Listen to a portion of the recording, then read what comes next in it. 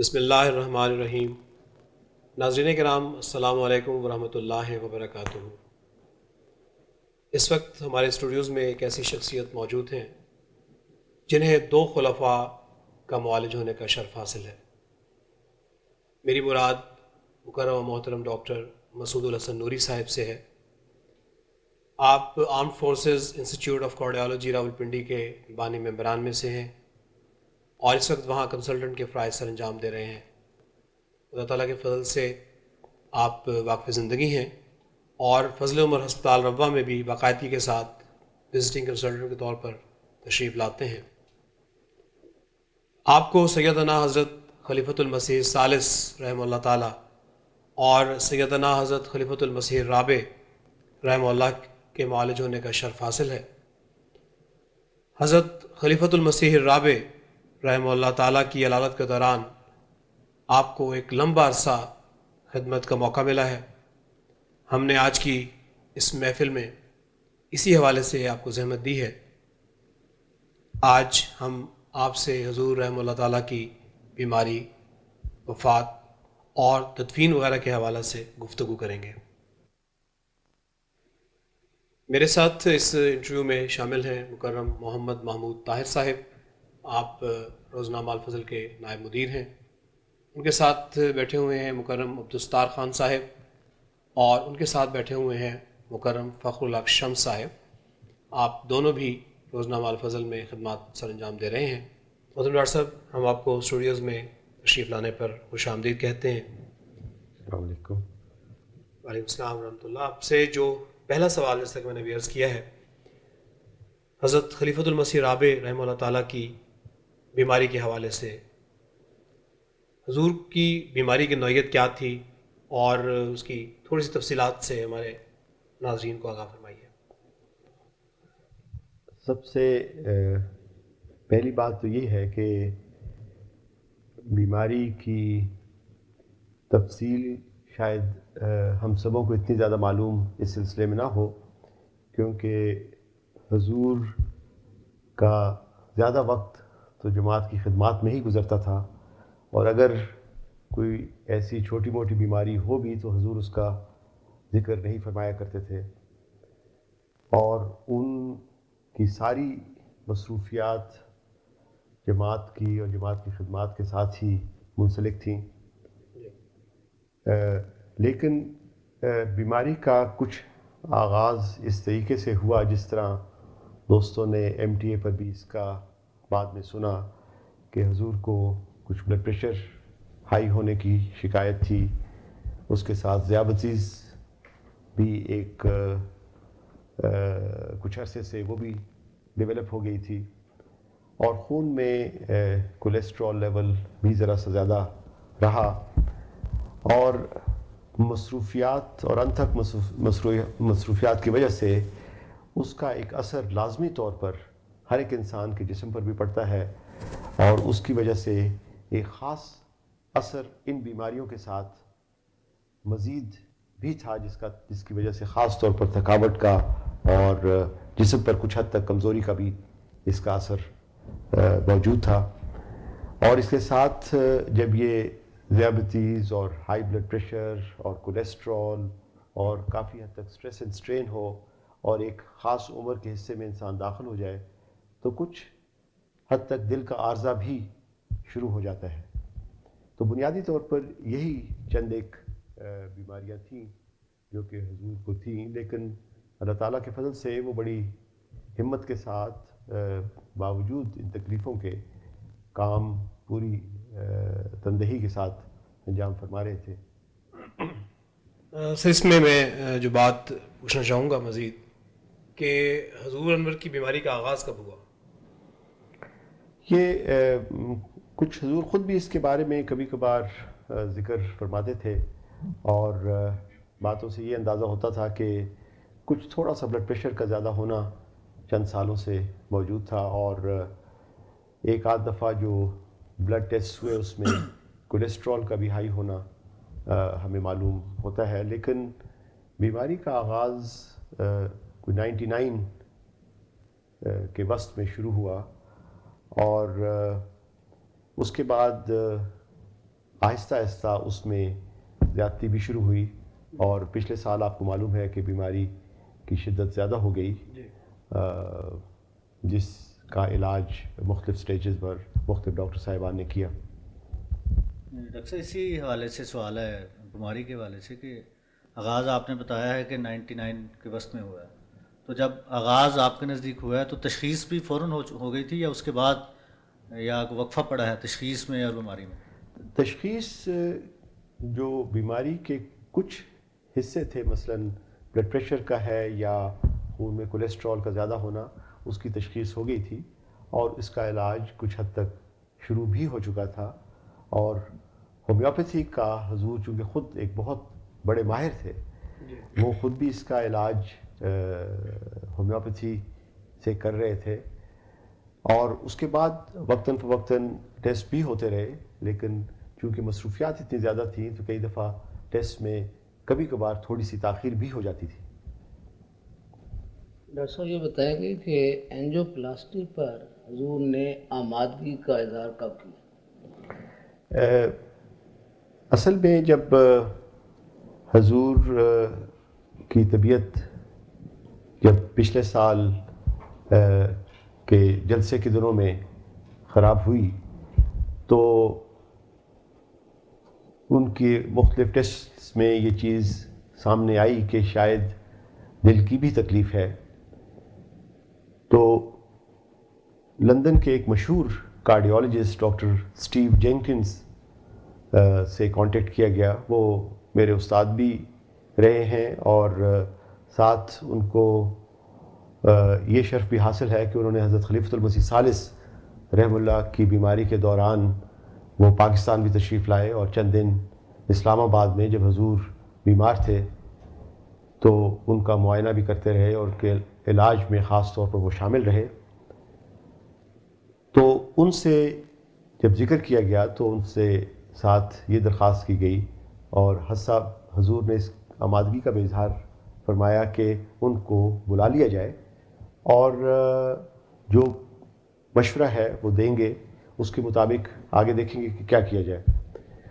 تو جب doctor Jenkins تشریف لائے، حضور کے فلیٹ میں حضور سے ملاقات ہوئی، بڑے پرتپاک طریقے سے حضور ان سے ملے اور انہوں نے سارے کاغذات اور ان کے ٹیسٹ کا ملاحظہ کرنے کے بعد حضور کو یہ کہا کہ your holiness that you have a strong suspicion, we have a strong suspicion that you've got a heart disease and you would require an angiography. اس پر حضور نے فوری طور پر ان کو آمادگی کا ذکر کیا اور اس کے بعد بات آگے چل پڑی۔ ڈاکٹر صاحب یہ فرمائیں کہ حضور رحمۃ اللہ تعالیٰ نے اپنی بیماری کے بارے میں کوئی تاثر یا کوئی رائے قائم فرمائی، آپ کو بتائیے۔ حضور عام طور پر اپنی بیماری کو اتنی بیماری سمجھتے نہیں تھے اور بڑی ہمت سے بیماری کا مقابلہ کیا، یہاں تک کہ بیماری ایک سٹیج پر اتنی شدت اختیار کر گئی تھی جب آپریشن ہوا اور اس کے بعد یہ حالت ہو گئی کہ شاید اگلے گھنٹوں میں کوئی سانحہ ہی نہ ہو جائے، تو آپ یقین کریں کہ انہوں نے بیماری کے دوران کبھی اف کا لفظ بھی استعمال نہیں کیا۔ 24 گھنٹے میں بھی اور گھر کے چند ایک اور فرد بھی ساتھ رہے، تو میں نے ان کی زبان سے ہائے یا اف کا لفظ یا اس بات کا اظہار کیا ہو انہوں نے ایک مرتبہ بھی کہ مجھے تکلیف زیادہ ہے، انہوں نے بالکل اس میں بیماری میں تکلیف کا اظہار نہیں کیا، اور بیماری کو اس طرح سمجھا کہ ایک چیز جو کہ خدا تعالیٰ کی طرف سے آئی ہے اس کی تدبیر پوری طرح کی جائے، اور باقی جو کام ہے اس کو جماعتی کام اس کو اسی طرح کیا جائے۔ سر اس میں پوچھنا چاہوں گا کہ جو حضور کی پہلی بیماری تھی جس میں اینجیوگرافی ہوئی، اینجیوپلاسٹی کے بعد میں مرحلہ آیا، تو یہ کس ہسپتال میں سارا کچھ ہوا ہے؟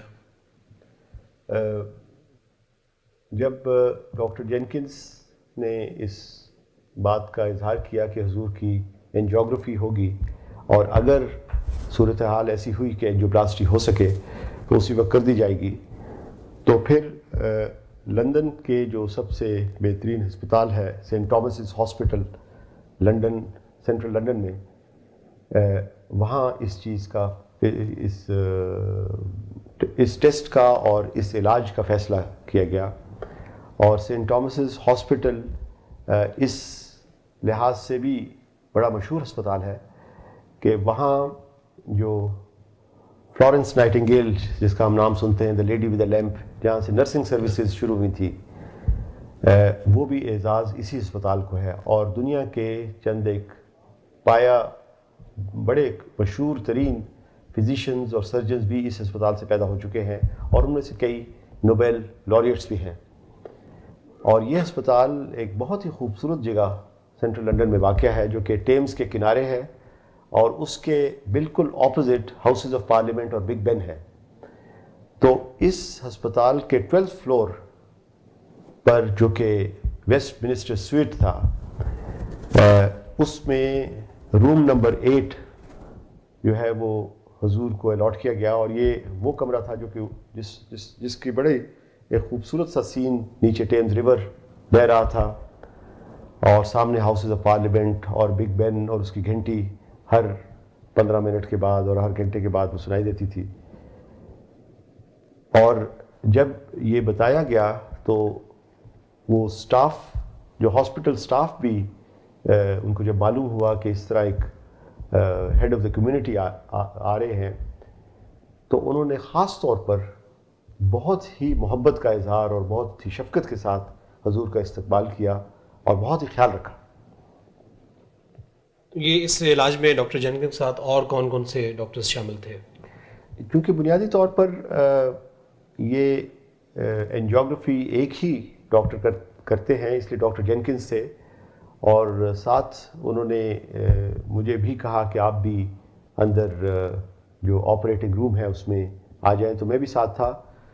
بلکہ وہاں ایک ان کے جونیئر ڈاکٹر کولیگ نے پوچھا کہ ان کا ڈاکٹر نوری کا ان سے کیا تعلق ہے، تو میں ابھی کچھ جواب ہی دینے لگا تھا تو ڈاکٹر جینکنز کہنے لگے کہ His Holiness is doctor Norris' spiritual father. تو وہ اینجیوگرافی کا پروسیجر جو ہے وہ تو کوئی آدھے گھنٹے میں مکمل ہو گیا، لیکن پھر اینجیوپلاسٹی کا جو پروسیجر تھا اس میں کوئی 1.5 گھنٹہ اور وقت لگا، اور اللہ تعالیٰ کے فضل سے وہ بڑا ہی کامیاب پروسیجر رہا. تو کتنا عرصہ اس پروسیجر کے لیے حضور اسپتال میں رہے؟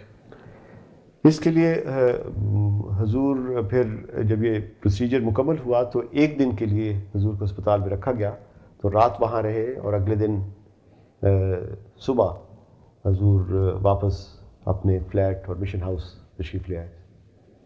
اینجیوپلاسٹی کے بعد جب آپ تو اس وقت وہیں موجود تھے، تو حضور کے کیا تاثرات تھے اس کی کامیابی کے بارے میں، یا بس کیا فیلنگز کیا تھیں آپ کی؟ آپ کو کوئی بات کہی ہو اس سلسلہ میں؟ حضور نے اس کا بڑا خوشی سے اظہار فرمایا کہ اس سارے پروسیجر کا اور اس آپریشن کا جو کہ اینجیوپلاسٹی کا پروسیجر تھا کہ وہ بڑا سموتھلی ہوا. اور اس میں انہوں نے فرمایا کہ مجھے تو اس کا پتہ بھی نہیں چلا، اور بڑی ہمت کے ساتھ انہوں نے یہ سارا پروسیجر برداشت کیا. اور ڈاکٹر جینکنز سے خاص طور پر بہت ہی زیادہ خوش تھے. جب اگلے دن ڈاکٹر جینکنز صبح آئے ان کو ملنے کے لیے تو حضور فوری طور پر بستر سے اٹھ بیٹھے، بلکہ کھڑے ہو گئے اور ان کو دونوں ہاتھوں سے ایک طرح سے وارملی ویلکم کیا، اور پھر خود فرمانے لگے کہ am I fit to go home now? تو ڈاکٹر جینکنز نے کہا کہ yes Your Holiness you are fit as a fiddle. تو اس موقع پہ اینجیوگرافی سے پہلے یا بعد آپ سے حضور نے کوئی بات کی ہو یا کوئی نصیحت کی ہو آپ کو، کوئی یادگار لمحات ہوں کوئی؟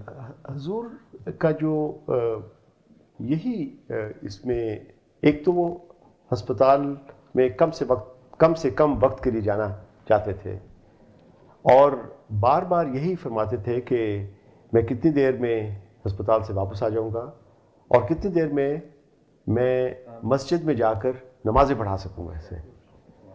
تو چونکہ کمزوری اس بیماری کی وجہ سے کافی زیادہ تھی اور لازمی بات ہے کہ انجیوپلاسٹی کے بعد بھی بہت کمزوری ہو گئی تھی، لیکن ان کی خواہش یہ تھی کہ وہ جلد سے جلد واپس جائیں اور نمازوں کی امامت کرائیں. اچھا ڈاکٹر صاحب، اینجیوپلاسٹی کے بعد ڈاکٹرز کی حضور کی صحت کے بارے میں کیا آرات ہیں؟ اینجیوپلاسٹی تو اللہ تعالیٰ کے فضل سے بڑا کامیاب پروسیجر رہا، اور ڈاکٹر جینکنز اس کے بارے میں بہت خوش تھے، اور انہوں نے اس بات کا اظہار کیا کہ باوجود اس کے کہ حضور کو بیماری کی نوعیت کافی زیادہ تھی، اور اس سے یہ چیز بھی واضح ہوئی کہ شاید آج سے چند سال پہلے حضور کو ایک چھوٹا سا ہارٹ اٹیک پہلے بھی ہو چکا ہے. اور جب تفصیل میں گئے تو حضور نے یہ بھی فرمایا کہ ہاں، جب میں امریکہ دورے پر گیا ہوا تھا تو یہ شاید 97 یا 98 کی بات ہے کہ حضور کو کافی شدید سینے کے پیچھے کی طرف درد ہوئی تھی، اور وہ ریٹروسپیکٹولی ڈاکٹرز یہ سمجھتے تھے کہ شاید وہ ہارٹ اٹیک تھا. اور ڈاکٹرز نے جب اینجیوپلاسٹی کی تو اس کے بعد جس طریق سے ان کی امپروومنٹ ہوئی دل کے حوالے سے، وہ غیر معمولی طور پر بہت اچھی رہی. یہ فرمائیں کہ اینجیوپلاسٹی کے بعد حضور کا معائنہ کہاں ہوتا تھا، اور کن کن ڈاکٹرز کو سعادت ملی ہے حضور کے معائنہ کرنے؟ حضور کے علاج میں تو اپنے ایم دی ڈاکٹر صاحبان کا ایک بورڈ تھا جو کہ حضور کی لک آفٹر کر رہا تھا، جس میں خاص طور پر ڈاکٹر مرزا مبشر احمد صاحب، جنہوں نے بہت خدمت کی اور بہت مفید رائے اس سلسلے میں دی، اور وہی کافی عرصہ اس چیز کو کوآرڈینیٹ کرتے رہے اسے. اس کے علاوہ ڈاکٹر نعیم احمد جو کہ ایک بڑے قابل فزیشین ہیں اور کنسلٹنٹ کے طور پر لنڈن میں کام کرتے ہیں، اپنے ایم دی ڈاکٹر ہیں، وہ بھی حضور کے علاج میں موجود تھے. ڈاکٹر شکیل کافی عرصے سے وہ بھی ایک قابل فزیشین کے طور پر حضور کا علاج کر رہے تھے. ان کی جنرل جو جی پی تھیں ڈاکٹر ریحانہ، وہ بھی حضور کا خیال رکھ رہی تھی. یہ تو وہ گروپ تھا جو کہ ایم دی ڈاکٹرز کا تھا. اس کے علاوہ امریکہ سے بھی کچھ ڈاکٹرز کو اس علاج میں شامل کیا گیا تھا، اور اس میں ڈاکٹر بشیر الدین خلیل جو کہ نیورو فزیشین ہیں اور بڑے ماہر ہیں، اور اپنے سبجیکٹ پہ خاص طور پر ان کا بڑا نام ہے. اور اس کے علاوہ جو برٹش کنسلٹنٹس تھے، اس میں ڈاکٹر جینکنز جس کا میں نے ذکر کیا ایز اے کارڈیولوجسٹ، پھر ڈاکٹر نک لوسیف ایک نیورو فزیشین تھے، وہ بھی اس میں انوالو تھے، اور ایک ویسکولر سرجن ڈاکٹر، وہاں سرجنز کو مسٹر کے نام سے بلایا جاتا ہے، ہوتے وہ ڈاکٹر ہیں، تو مسٹر پیٹر ٹیلر وہ ایز اے سرجن حضور کا علاج کر رہے تھے. اور پھر چند ایک اور ڈاکٹر صاحبان جو کہ سپورٹیو ہوتے ہیں، جس میں اینستھیٹسٹ ایک ڈاکٹر مس وڈ تھی، اور ایک دو اور ڈاکٹرز بھی جو کہ اس علاج میں شامل تھے. پھر آپریشنز، اینجیوگرافی، اینجیوپلاسٹی اور آپریشن کے بعد چند ایک نیوروس فزیوتھراپسٹ جو نرسز تھیں، جو بعد میں فزیوتھراپی حضور کو کرواتی رہیں کافی عرصے کے لیے، وہ بھی اس علاج میں شامل تھیں. ڈاکٹر صاحب ایک نام بھول گئے ہیں آپ، وہ ہمارے سامنے بیٹھے ہیں ڈاکٹر نوری صاحب، جو مسلسل سب کے علاج کے لیے وہاں موجود بھی رہے ہیں اور وقتاً فوقتاً جاتے رہے ہیں, اپنا نام آپ نے نہیں لیا اس سے. یہ تو سر بات ہو رہی تھی اینجیوپلاسٹی کے بارے میں اور اینجیوگرافی کے بارے میں ہوئی. اس کے بعد دوبارہ حضور کو داخل کیا گیا آپریشن کے لیے. تو اس سلسلے میں ہم آپ سے کچھ تھوڑی سی مزید معلومات چاہیں گے کہ وہ آپریشن کس چیز کا تھا اور اس کا مشورہ کب دیا گیا اور حضور نے اس کے بارے میں اپنی آمادگی کا اظہار کب فرمایا. پہلا مرحلہ تو دل کے علاج کے تھا, کیونکہ دل ایک بنیادی انسان کا عضو ہے جس کو ٹھیک کرنا سب سے پہلی چیز ہے, اور اس کے بعد باقی سرجیکل پروسیجر جو ہے وہ آسانی سے ہو سکتا ہے. تو جب اینجیوپلاسٹی ہوگی تو اللہ تعالیٰ کے فضل سے دل کی حالت بہتر ہو گئی, اور ڈاکٹر جینکنز بعد میں تشریف لائے اور انہوں نے دیکھا, اور خون کا دوران دل کے مختلف حصوں میں کافی حد تک بہتر ہو گیا. تو چونکہ ڈائبٹیز اور ہائی بلڈ پریشر اور ہائی کولیسٹرول کے ساتھ خالی دل ہی متاثر نہیں تھا, بلکہ ایک خون کی بڑی نالی جو کہ دماغ کی طرف یا سر کی طرف جاتی تھی, اس میں بھی رکاوٹ موجود تھی, اور وہ کمزوری خصوصاً ٹانگوں میں پیدا کر رہی تھی. تو اینجیوپلاسٹی کے قریباً 2 ہفتے کے بعد اور اس دوران میں یہ فیصلہ کیا گیا کہ اب یہ ویسکولر سرجن کو بھی انوالو کیا جائے, اور تاکہ وہ یہ جو رکاوٹ ہے اس کو آپریشن کر کے وہ رکاوٹ کو دور کیا جائے. تو یہ آپریشن بھی اسی ہسپتال میں ہوا تھا یا کسی اور میں؟ نہیں, اس آپریشن کے لیے ایک دوسرے ہسپتال میں جو کہ سینٹ تھامسز سے کوئی 10 منٹ کے فاصلے پر واقع ہے, لیکن بنیادی طور پر وہی ٹیم سینٹ تھامسز کی ہی پروفیسرز اور سرجیکل ٹیم تھی جو کہ اس علاج میں شامل تھی. اور یہ لنڈن برج ہاسپٹل میں آپریشن ہوا, اور وہاں کا انٹینسو کیئر یونٹ جو ہے وہ لندن کے جتنے بھی ہسپتال ہیں ان میں سب سے بہترین انٹینسو کیئر سمجھا جاتا ہے. اور مسٹر پیٹر ٹیلر جو کہ ویسکولر سرجن ہیں سینٹ تھامسز ہاسپٹل کے, ان کا اس بیماری کے آپریٹو علاج میں سب سے زیادہ تجربہ تھا. تو وہ سلیکٹ کیے گئے, انہوں نے حضور کا معائنہ کیا, پھر سارا پری اینستھیٹک چیک اپ اینستھیٹسٹ نے کیا, چند ایک اور ڈاکٹرز بھی اس میں انوالو ہوئے جس میں جنرل سرجن بھی تھے, مختلف لیبارٹری ٹیسٹ وغیرہ ہوئے, الٹرا ساؤنڈز وغیرہ ہوئے, اور اس کے بعد یہ لندن برج ہاسپٹل میں آپریشن ہوا. یہ جو نالی بند تھی اس کے بتایا گیا تھا کہ بہت پیچیدہ آپریشن ہوتا ہے, تو اس کی پیچیدگی کے بارے میں ڈاکٹرز کی کیا رائے تھیں اور حد صاحب کا اس کے بارے میں کیا خیال تھا؟ جہاں تک پیچیدگی کی بات ہے وہ تو اس میں کوئی شبہ نہیں کہ اس آپریشن کے کمپلیکیشنز کافی زیادہ ہو سکتے تھے, جو کہ مسٹر ٹیلر نے آ کر حضور سے تفصیلی وضاحت کر کے بتائیں. اور ساتھ یہ بھی بتایا گیا کہ اگر یہ آپریشن نہ کیا گیا تو تکلیف جو ہے وہ بڑھ سکتی ہے. لیکن یہ سب ڈاکٹرز کا تھا خیال کہ جو اب کیفیت ہے آپریشن کرنے سے اس کیفیت میں امپروومنٹ نہیں ہوگی, لیکن آگے ڈیٹیوریشن جو ہے وہ رک جائے گی اسے. اور یہ بات جب حضور کی خدمت میں پیش کی گئی اور سارے ڈاکٹرز نے پینل کے طور پر جب حضور کے سامنے یہ ساری ان کی رائے رکھی گئیں, تو حضور نے اس بات کا آمادگی کا اظہار کیا کہ جو تدبیر ہے وہ پوری طور پر ہونی چاہیے, باقی خدا تعالیٰ کے ہاتھ میں.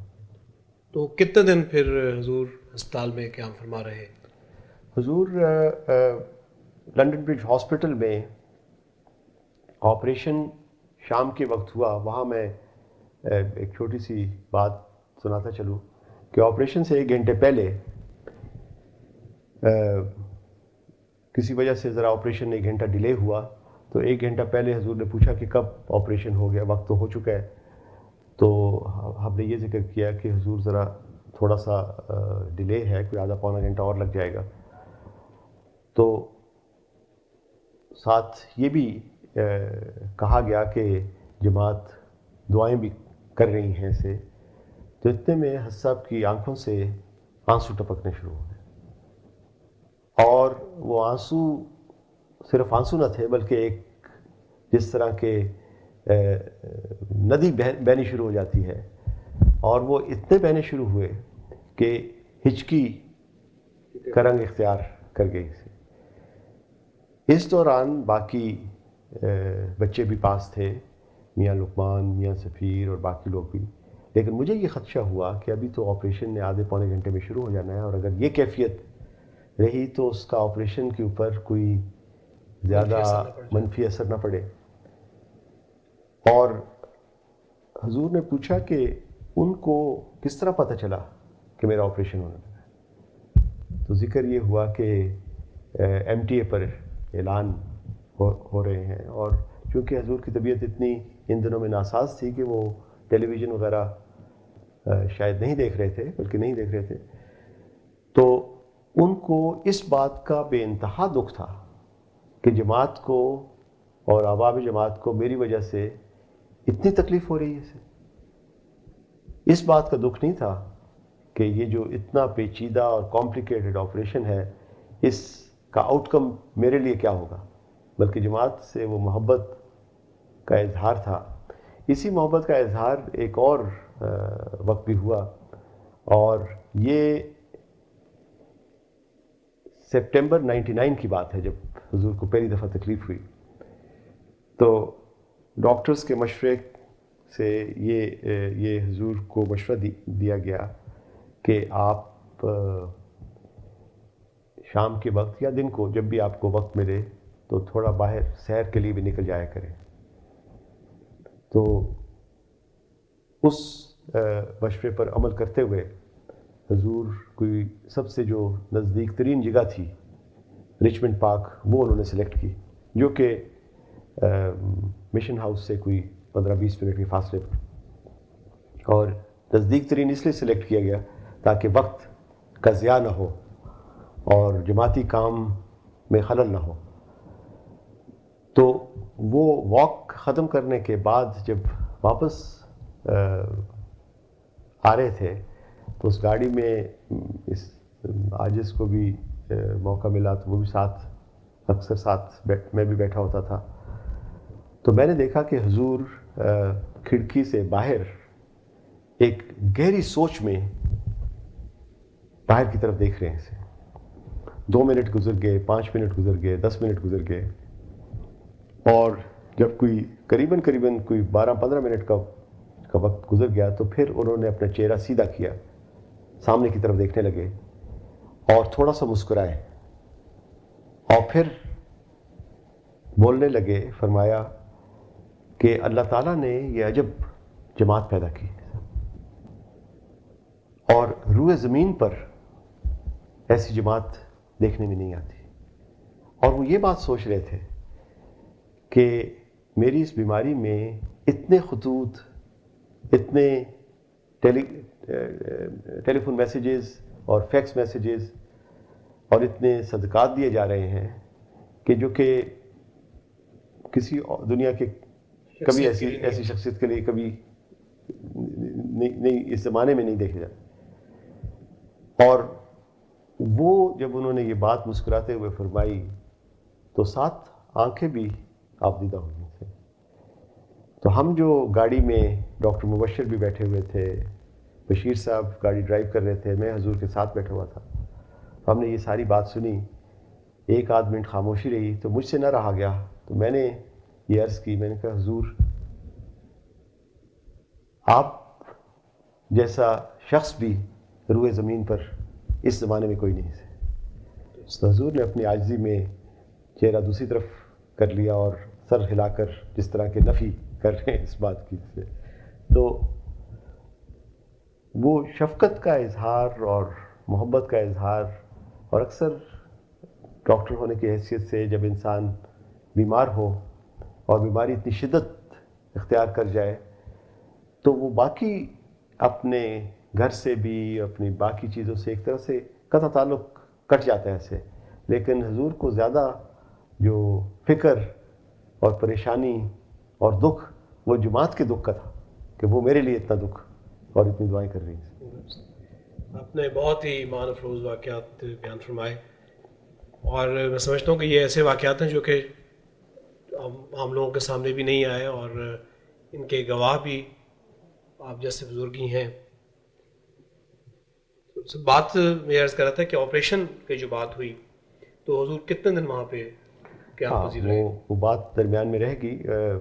آپریشن کے بعد حضور قریباً کوئی 8-10 دن ہسپتال میں رہے، اور آپریشن کے بعد یہ ان کو حضور کو قے آئی تھی، جس طرح دوستوں نے ایم ٹی پر سنا بھی، اور وہ قے جو ہے وہ پھیپھڑوں میں انہیل ہوگی، جس کی وجہ سے ایک ایسپریشن نیمونیا کی کیفیت ہوگی، اور اس کے بعد ایک مصنوعی سانس کی مشین ہے جس پر ڈالا گیا. اور عام طور پر یہ دیکھنے میں آتا ہے کہ جب اس قسم کی کیفیت ہو جائے اور ایک ایسے مریض میں ہو جس کو دل کی بھی تکلیف ہو، جس کو ڈائبٹیز کی بھی ہو، عمر بھی 60-70 سال سے زیادہ ہو، تو اس میں بچنے کی امید عام طور پر نہیں ہوتی. اور اللہ تعالیٰ نے یہ خاص فضل کیا کہ اس کے بعد حضور کو صحت ہوئی، اور اس کے بعد آپ سب دوستوں نے دیکھا کہ کس طریقے سے حضور نے خطبات اور نمازیں اور جماعت کا کام کس تیزی کے ساتھ کیا. ڈاکٹرز کی اس بارے میں رائے تو وہ بالکل مختلف تھی.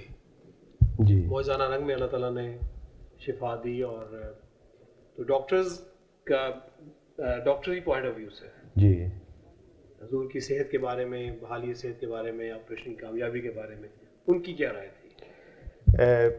میرے خیال میں جس طرح جماعت نے دیکھا کہ بالکل جس طرح انسان کی زندگی ختم ہو جائے اور خدا تعالیٰ نے موت کے منہ سے اپنے خاص فضل کے ساتھ اللہ تعالیٰ نے ان کو دوبارہ زندہ کیا اور ایک بالکل فعال زندگی دی، یہ ڈاکٹرز کے وہم و گمان میں بھی نہیں تھا. اور یہ یقین جانیے کہ اگر پیورلی ہم میڈیکل گراؤنڈز پر حضور کی بیماری، آپریٹو پروسیجر اور آؤٹ کم کو دیکھیں تو میرا یا میرے باقی کولیگز کا علم تو ناقص ہو سکتا ہے، لیکن جو قابل ترین لوگ تھے وہاں کے، جن کا شمار ویسٹرن یورپ کے بہترین ڈاکٹرز میں سے ہے جن کو سلیکٹ کیا گیا، وہ بھی بہت حیران ہوئے. اور میں اس کا ایک چھوٹا سا نوٹ جو کہ اس نے میڈیکل رپورٹ جو بھیجی، اور وہ رپورٹ ہمارے ڈاکٹرز کے نام تھی، ایک رپورٹ میرے نام بھی تھی، تو وہ یہ ڈاکٹر کا نام پروفیسر ڈاکٹر نک لوسیف ہے، اور یہ بڑا ریناؤنڈ فزیشین ہے. وہاں ایک ہاسپٹل ہے کوئن اسکوائر میں لنڈن میں، جو کہ اپنی ماہرانہ صلاحیتوں کی وجہ سے اور جو انسٹیٹیوشن ہے وہ ٹریننگ کے طور پر دنیا کے بہترین سینٹرز میں اس کا شمار ہوا. اور جب حضور کے علاج کا اس آپریشن کا فیصلہ ہو رہا تھا تو اس ڈاکٹر نے اپنے باقی کولیگز جو کہ 6-7 کولیگز تھے، اور وہ بھی اپنے ایریاز میں کافی ریناؤنڈ تھے، جس میں نیورو سرجنز تھے، نیورو ریڈیولوجسٹ تھے، نیورو فزیشنز تھے، باقی فزیشنز تھے، انہوں نے ایک کافی تفصیلی میٹنگ کی اور اس فیصلے پر پہنچے کہ اس کا ویسکولر سرجن آپریٹ کریں. تو نک لوسیف نے حضور کو پہلے بھی دیکھا تھا، اور آپریشن کے بعد اس نے دوبارہ 11 دسمبر کو، جو کہ تقریباً آپریشن ہسپتال سے آنے کے بعد کوئی 1.25 مہینے کے بعد اس نے دیکھا، اور اس نے اپنی رپورٹ میں یہ لکھا کہ I was very pleased to see his holiness today. He underwent technically difficult procedure and was very unwell for several days. He looks much better, but he has done fantastically well, and I am amazed he has gone back into working so quickly. کہ اتنا پیچیدہ operation جس کے بعد ایک complication بھی ہوئی اور اس کے بعد ایک معجزانہ طور پر جو ریکوری ہوئی، اس سے میں بھی بہت زیادہ حیران ہوں. اور اس نے آگے ایک اور جملہ لکھا جس میں یہ کہا گیا کہ ہی سیڈ، مطلب حضور کے بارے میں، he said he was slightly despondent about the fact that he only has the energy to stand up to take prayers on a much more limited basis now, but quite honestly I am not surprised. He has undergone a major operation plus a significant complication, and I think he should edge back very gently into work. Doctor Jenkins کا بھی یہ remark تھا کہ a medical miracle has happened in our history. تو یہ اس بات کو خصوصاً سب ڈاکٹر صاحبان جس میں ہم سب لوگ شامل تھے، وہ یہ بات بلا شبہ ظاہر کرتی ہے کہ اللہ تعالیٰ جب کوئی معجزہ دکھانا چاہے تو وہ معجزہ دکھا کر رکھتا ہے، اور ساری جماعت کی ایمان کی تقویت کے لیے یہ معجزہ ہمارے لیے تھا. ڈاکٹر صاحب، آپریشن کے بعد جب حضور نے خطبات وغیرہ کا آغاز کیا تو بحالی صحت کے بارے میں آپ کی اور ڈاکٹرز کی کیا آراء تھے؟ کس قدر مطمئن تھے آپ لوگ؟ پہلی بات تو ہمیں ڈاکٹرز کو بہت زیادہ حیرانگی تھی کہ یہ اتنی جلدی اور اتنی بہتر صحت ہوگی. اس میں کوئی شبہ نہیں کہ جسمانی کمزوری، ٹانگوں کی کمزوری ابھی بھی موجود تھی، لیکن جس طریقے سے یہ حضور نے خطبات دینے شروع کیے، سوال و جواب کی محفلیں تھیں، ملاقاتیں تھیں، اور باقی جو جماعتی میٹنگز تھیں، ان سبوں سے جب فیڈ بیک ملتا تھا تو یہ پتہ چلتا تھا کہ یہ تو معجزانہ طور پر، غیر معمولی طور پر، اور ڈاکٹر صاحبان کی توقعات سے کہیں زیادہ یہ سب کچھ ہوا. اور اگر آپ اس کا جواب ہم لوگوں سے ڈاکٹرز کو میڈیکل سائنس کے طور پر پوچھیں تو ان کے پاس اس کا جواب نہیں، وہ عاجز ہے اس کا جواب دینے کے لیے. ایسے یہ فرمائیے کہ ہسپتال کے دوران حضور نے اور کیا کچھ بات کی؟ کچھ تو آپ نے فرمایا ہے، اس کے علاوہ بھی کوئی بات چیت ہوئی ہو تو بتائیں. حضور کا زیادہ وقت دعاؤں میں گزرا، اور کوئی موقع ایسا نہیں تھا جب آپ دیکھیں تو ان کے ہونٹ ہلتے ہوئے دکھائی دیتے تھے، یا گہری سوچ میں یا دعاؤں میں ان کا ایک وقت گزرتا رہا. ایسے تو زیادہ وقت ان کا اسی حال میں گزرا ہے. جہاں تک انہوں نے اظہار، اب جو وہ میں نے ذکر کر بھی دیا کہ جماعت سے جو محبت کا اظہار تھا وہ بے انتہا تھا، اور اس کا انہوں نے ذکر کر بھی دیا. جب بھی آپریشن مختلف ٹیسٹ کے لیے جب ہسپتال میں سے ایک اپنے کمرے سے جب وہ بالفرض ایکس رے ڈپارٹمنٹ کی طرف جاتے، یا کوئی الٹرا ساؤنڈ ڈپارٹمنٹ کی طرف ٹیسٹ کے لیے جاتے، یا ایکسرسائز کے لیے باہر نکلتے، تو چند ایک جو قریبی عزیز تھے وہ راستے میں کھڑے ہوتے تو بڑی شفقت کے ساتھ اور بڑی محبت کے ساتھ ہاتھ اٹھاتے، جو کہ ان کا خاص انداز ہے، اور چہرے پر وہ مسکراہٹ، اور دیکھنے والا یہ اندازہ نہیں کر سکتا تھا کہ یہ واقعی اتنی سیریس بیماری سے گزرے تھے. اور جہاں کہیں بھی کوئی لپک کر آگے آئے ان کو فوری طور پر ان سے ہاتھ ملایا، بلکہ اتنی محبت کا اظہار کہ اپنی بچیوں کا ہاتھ چومتے تھے. تو ڈاکٹر صاحب، اس دوران عملہ ہمارے پروفیسر سیکرٹری صاحب اور اہل خاندان کی کیا خدمات تھیں؟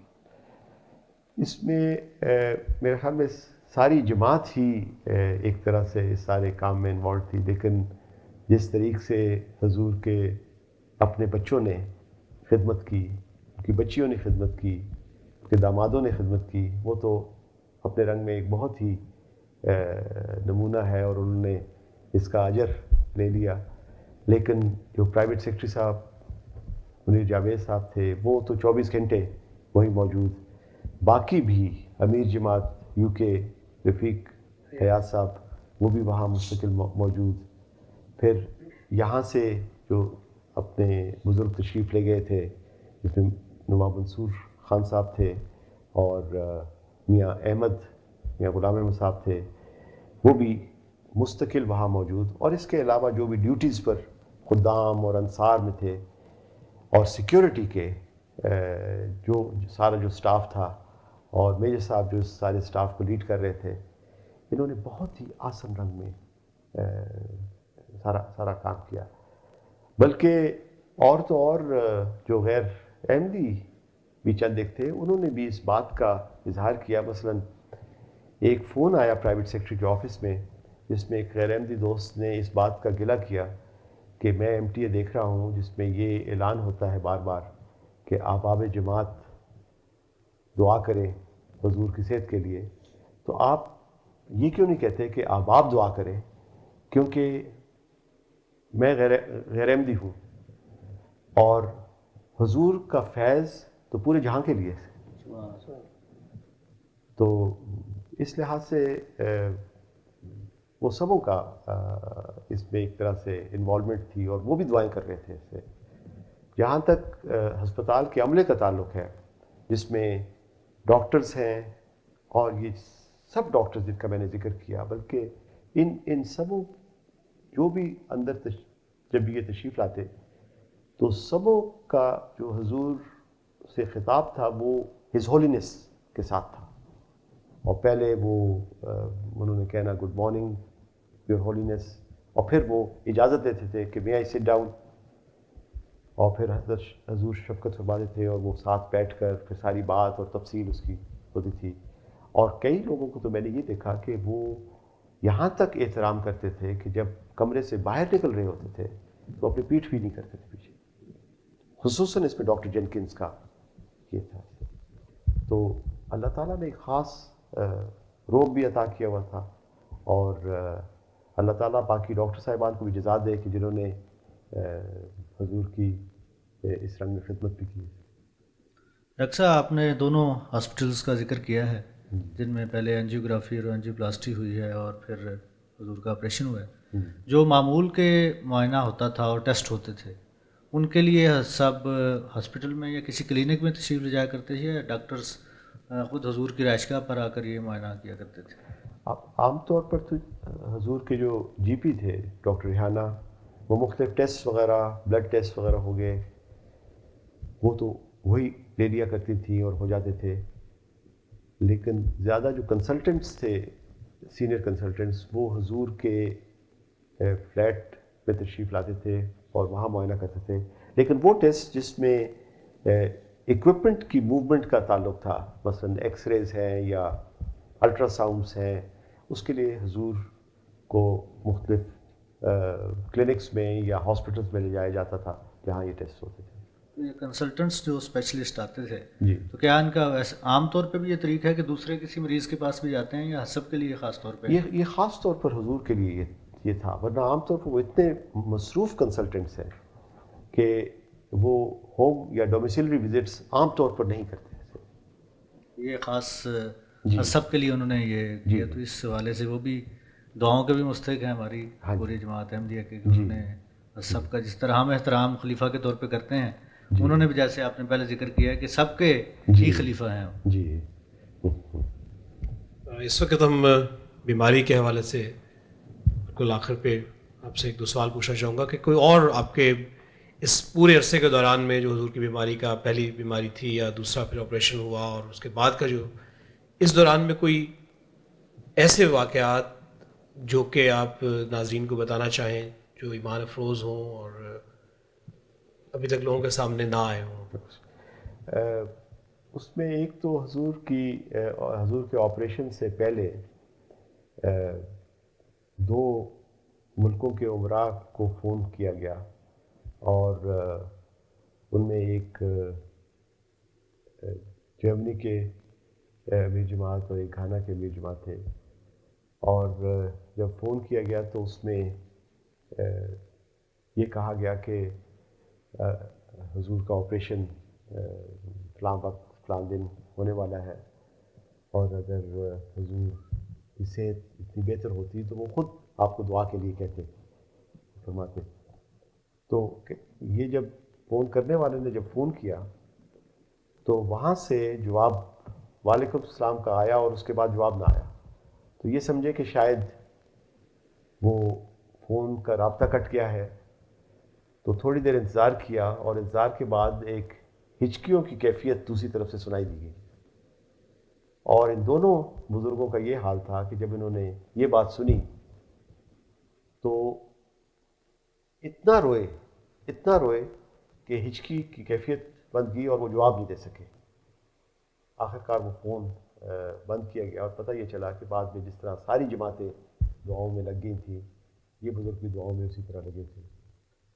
اور غیر احمدیوں میں سے جو ڈاکٹرز میں سے جو ایک اینستھیٹسٹ پروفیسر تھیں جو کہ جس طرح دستور ہے کہ آپریشن سے پہلے اینستھیٹسٹ اپنا پری اینستھیٹک چیک اپ کرتا ہے تو وہ خاتون آئیں اور حضور کے پاس اجازت لے کر بیٹھ گئی اور انہوں نے اس بات کا ذکر کیا کہ مجھے بھی کمپیریٹیو ریلیجنس میں شوق ہے. میں خود کیتھولک ہوں اور اس لیے مذہبی موازنہ وغیرہ میں کرتی رہتی ہوں. لیکن میرا یہ تاثر ہے کہ جو محبت اور جو خلوص آپ اور آپ کی جماعت کا جو میں نے یہاں دیکھا ہے وہ پوپ اور پوپ کے ماننے والے جس میں میں بھی شامل ہوں وہ دکھائی نہیں دیتا ہے.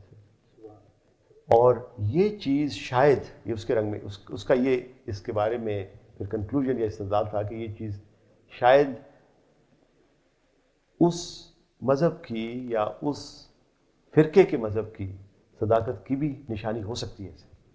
اور یہ بات باقی صحیح اس نے بات کی. گو وہ احمدی تو نہیں ہوئی لیکن اس پر اس بات کا اثر بہت زیادہ تھا. اور وہ دن میں 3-4 دفعہ چکر لگاتی انٹینسیو کیئر میں. پھر اس کے بعد ہائی ڈپینڈنسی یونٹ تھا جہاں حضور تھے اور اتنی محبت کے ساتھ اور اتنے خلوص کے ساتھ ہاتھ باندھ کے سامنے کھڑی ہوتی تھی کہ کئی دفعہ یہ شبہ ہوتا تھا کہ شاید یہ بھی تو احمدی نہیں.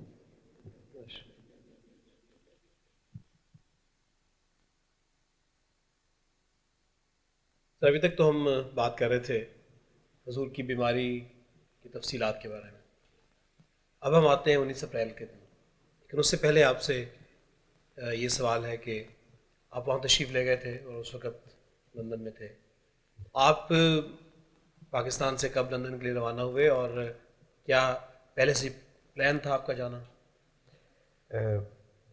پلان تو اس رنگ میں نہیں تھا لیکن پچھلے کوئی 2-3 ہفتوں سے حضور کی طبیعت فلو کی وجہ سے ذرا خراب ہوئی تھی اور پھر آگے کچھ چھٹیاں بھی آ گئی تھیں جو کہ ایسٹر ہالیڈیز کی وجہ سے کافی لوگ چھٹیوں پر تھے. ان میں سے کچھ ڈاکٹر صاحبان بھی چھٹی پر تھے. تو وہاں لندن میں بات ہوئی اور پھر یہاں مرکز میں بات ہوئی تو موجودہ حضور سے بھی اس بات کی تو میں نے اس کا اظہار کیا کہ اگر میں لندن چلا جاؤں تو صاحب نے فرمایا کہ آپ ضرور چلے جائیں. بلکہ ان کی خود بھی یہ خواہش تھی کہ چونکہ پچھلے دنوں میں طبیعت حضور کی کچھ فلو کی وجہ سے ٹھیک نہیں تھی اور کھانسی کی تکلیف تھی تو پھر اگلے دن صبح ٹکٹ لیا اور میں لندن پہنچ گیا. سے کس تاریخ کو؟ یہ 17 تاریخ کی بات جمعرات والے دن 17 اپریل جمعرات. تو آپ نے جمعہ جو ہے وہ حضور کے پیچھے پڑھا؟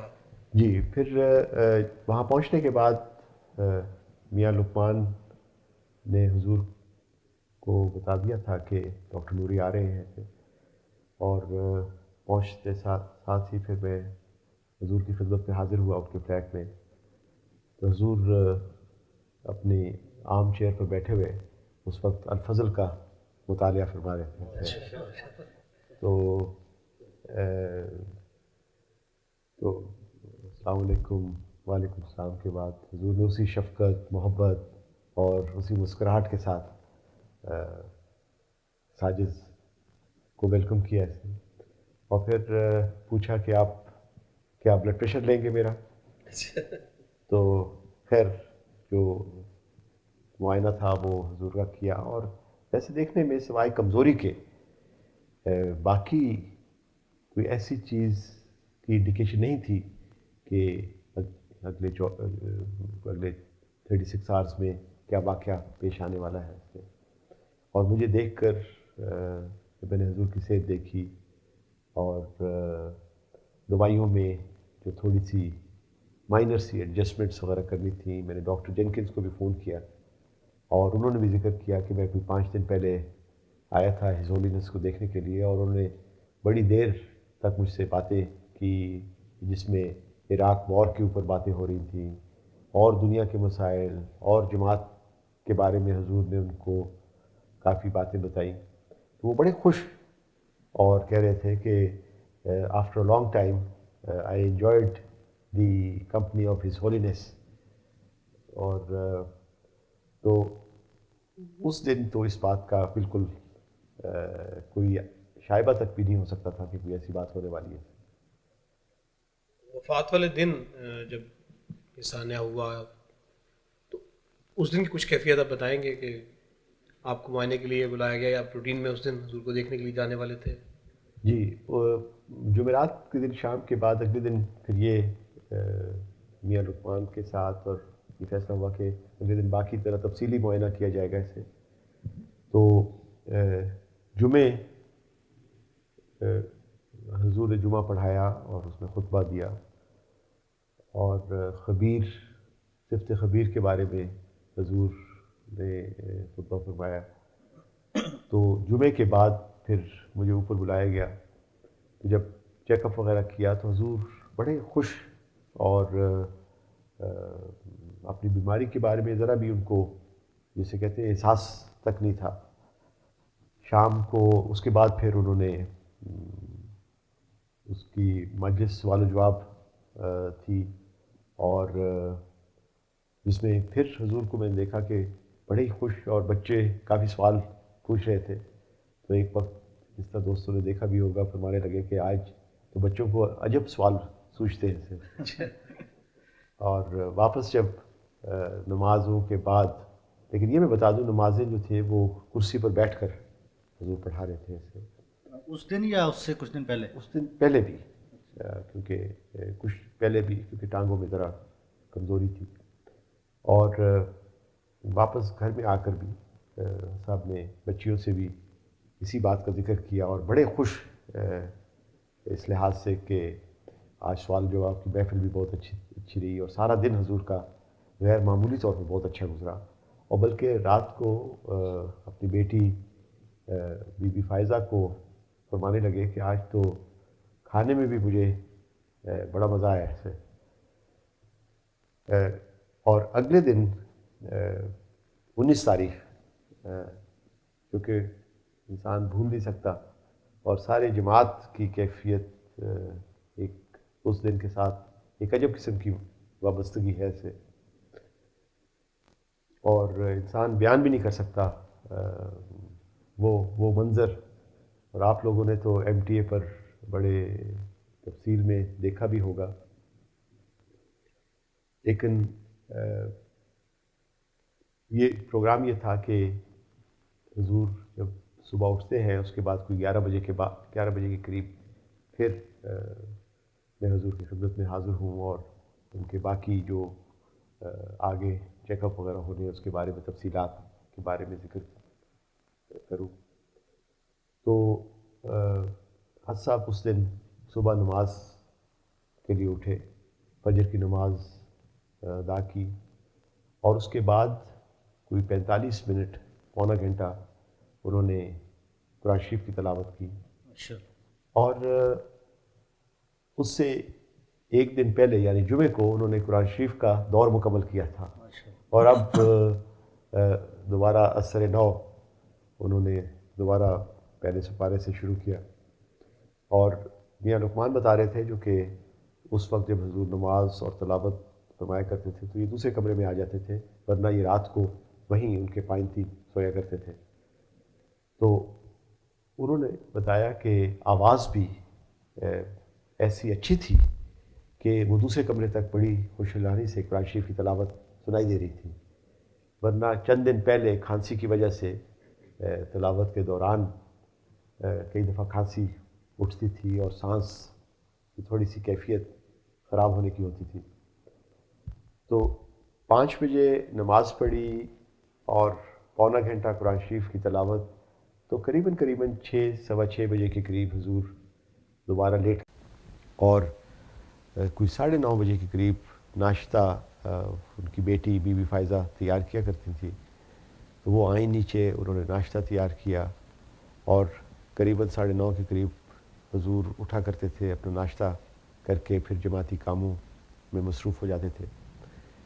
تو جب 8 بجے تو اس وقت میاں لقمان کمرے سے اٹھے اور وہ حسب معمول جا کر ذرا تیار ہوا کرتے تھے, اور پھر وہ 9:30 کے قریب نیچے تشریف لے آتے اور حضور کو ناشتہ اور پھر اس کے بعد ادویات دیا کرتے تھے.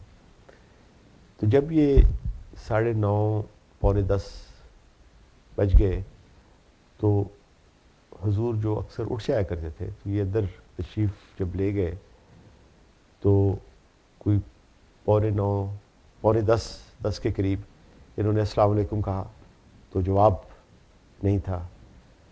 جب یہ نزدیک گئے تو ایک چھوٹی سی مشین جو کہ لگایا کرتے تھے, جس میں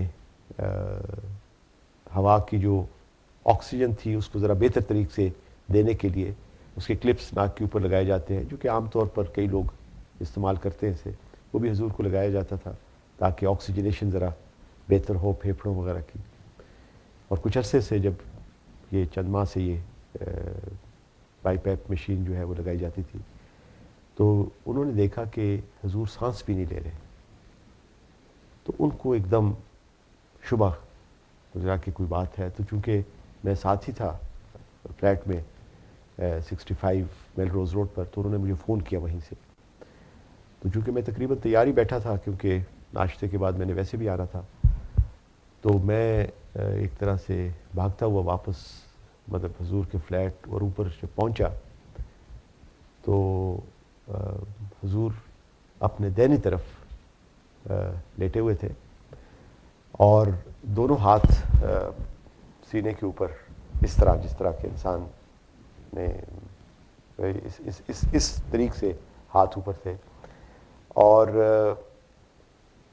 میں نزدیک گیا اور اس خیال سے کہ دیکھوں کہ سانس آ رہا ہے یا نہیں آ رہا, تو سانس نہیں آ رہا تھا, لیکن لگ یہ رہا تھا کہ بالکل سوئے ہوئے ایسے.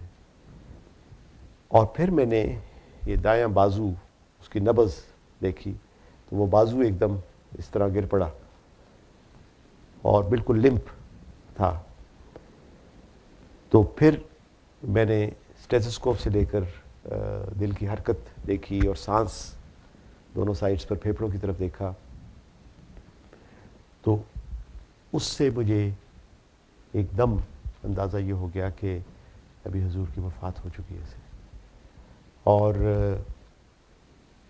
جب دوسرا بازو میں نے دیکھا تو اس پر حضور کی وہ گھڑی بندھی ہوئی تھی اور وہ 10:05 کا وقت تھا اس پر, اور وہ جو سٹریپ بھی تھا کالے رنگ کا, وہ بھی صرف اس کا ایک حصہ بندھا ہوا تھا اور اگلا حصہ وہ اس کے اندر نہیں ڈلا ہوا تھا, کیونکہ وقت کی کمی کی وجہ سے وہ اتنا وقت بھی ضائع نہیں کرنا چاہتے تھے تاکہ اس میں بھی وقت لگے گا اور وہ کسی اور کام میں.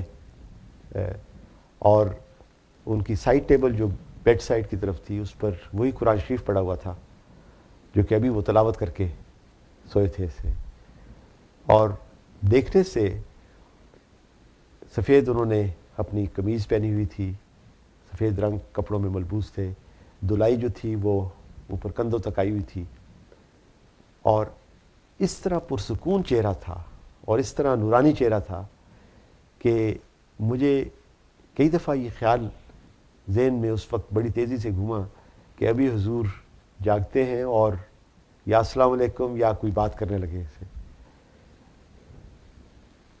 اور نبض بھی نہیں تھی, سانس بھی نہیں تھا, دل کی حرکت بھی غائب اس وقت موجود نہیں تھی, اور یہ بازو کا اس طرح ایک دم گر جانا, یہ ساری اس بات کی علامتیں تھیں کہ اب حضور اس دنیا میں نہیں ہے. اور جسم کو جب ہاتھ لگایا تو جسم ابھی بھی گرم تھا, اور اندازہ یہ تھا کہ قریباً آدھ گھنٹے سے کچھ وقت زیادہ ہو چکا ہے کہ ان کی وفات ہو چکی ہے اسے. اور وہ وقت, اس وقت کو دیکھنے کے بعد میں نے یہ اندازہ کیا کہ 9:30 بجے کا وقت تھا یہ. تو میاں لقمان جو کہ اور باقی بچے بھی جو بڑا قریب ساتھ رہے ہیں, لیکن اس وقت چونکہ میاں لقمان اور بی بی فائزہ ہی ساتھ تھے, تو میاں لقمان ساتھ تھے, تو انہوں نے پوچھا کہ کیا حضور کی وفات ہوگی ایسے. تو میں نے عرض کی کہ ہاں حضور کی تو وفات ہوگی. اور حضور کی جو تکیہ تھا اس کے اوپر پسینے کا تھوڑا سا نشان تھا, لیکن تکیے کے نیچے حضور کی انگوٹھی علیہ اللہ بکافن عبدہ کی تھی, جو کہ میاں لقمان نے سنبھال لی اور اپنی جیب میں اس کو رکھ کر سی دیا. اور ان کی ٹیبل, سائڈ ٹیبل پر چند ایک ٹیشو پیپرز بڑے کرینے سے لگائے ہوئے تھے, جو میاں لقمان رات کو رکھ دیتے تھے تاکہ کبھی کھانسی آئے یا بلغم آئے تو اس کو صاف کر لیں.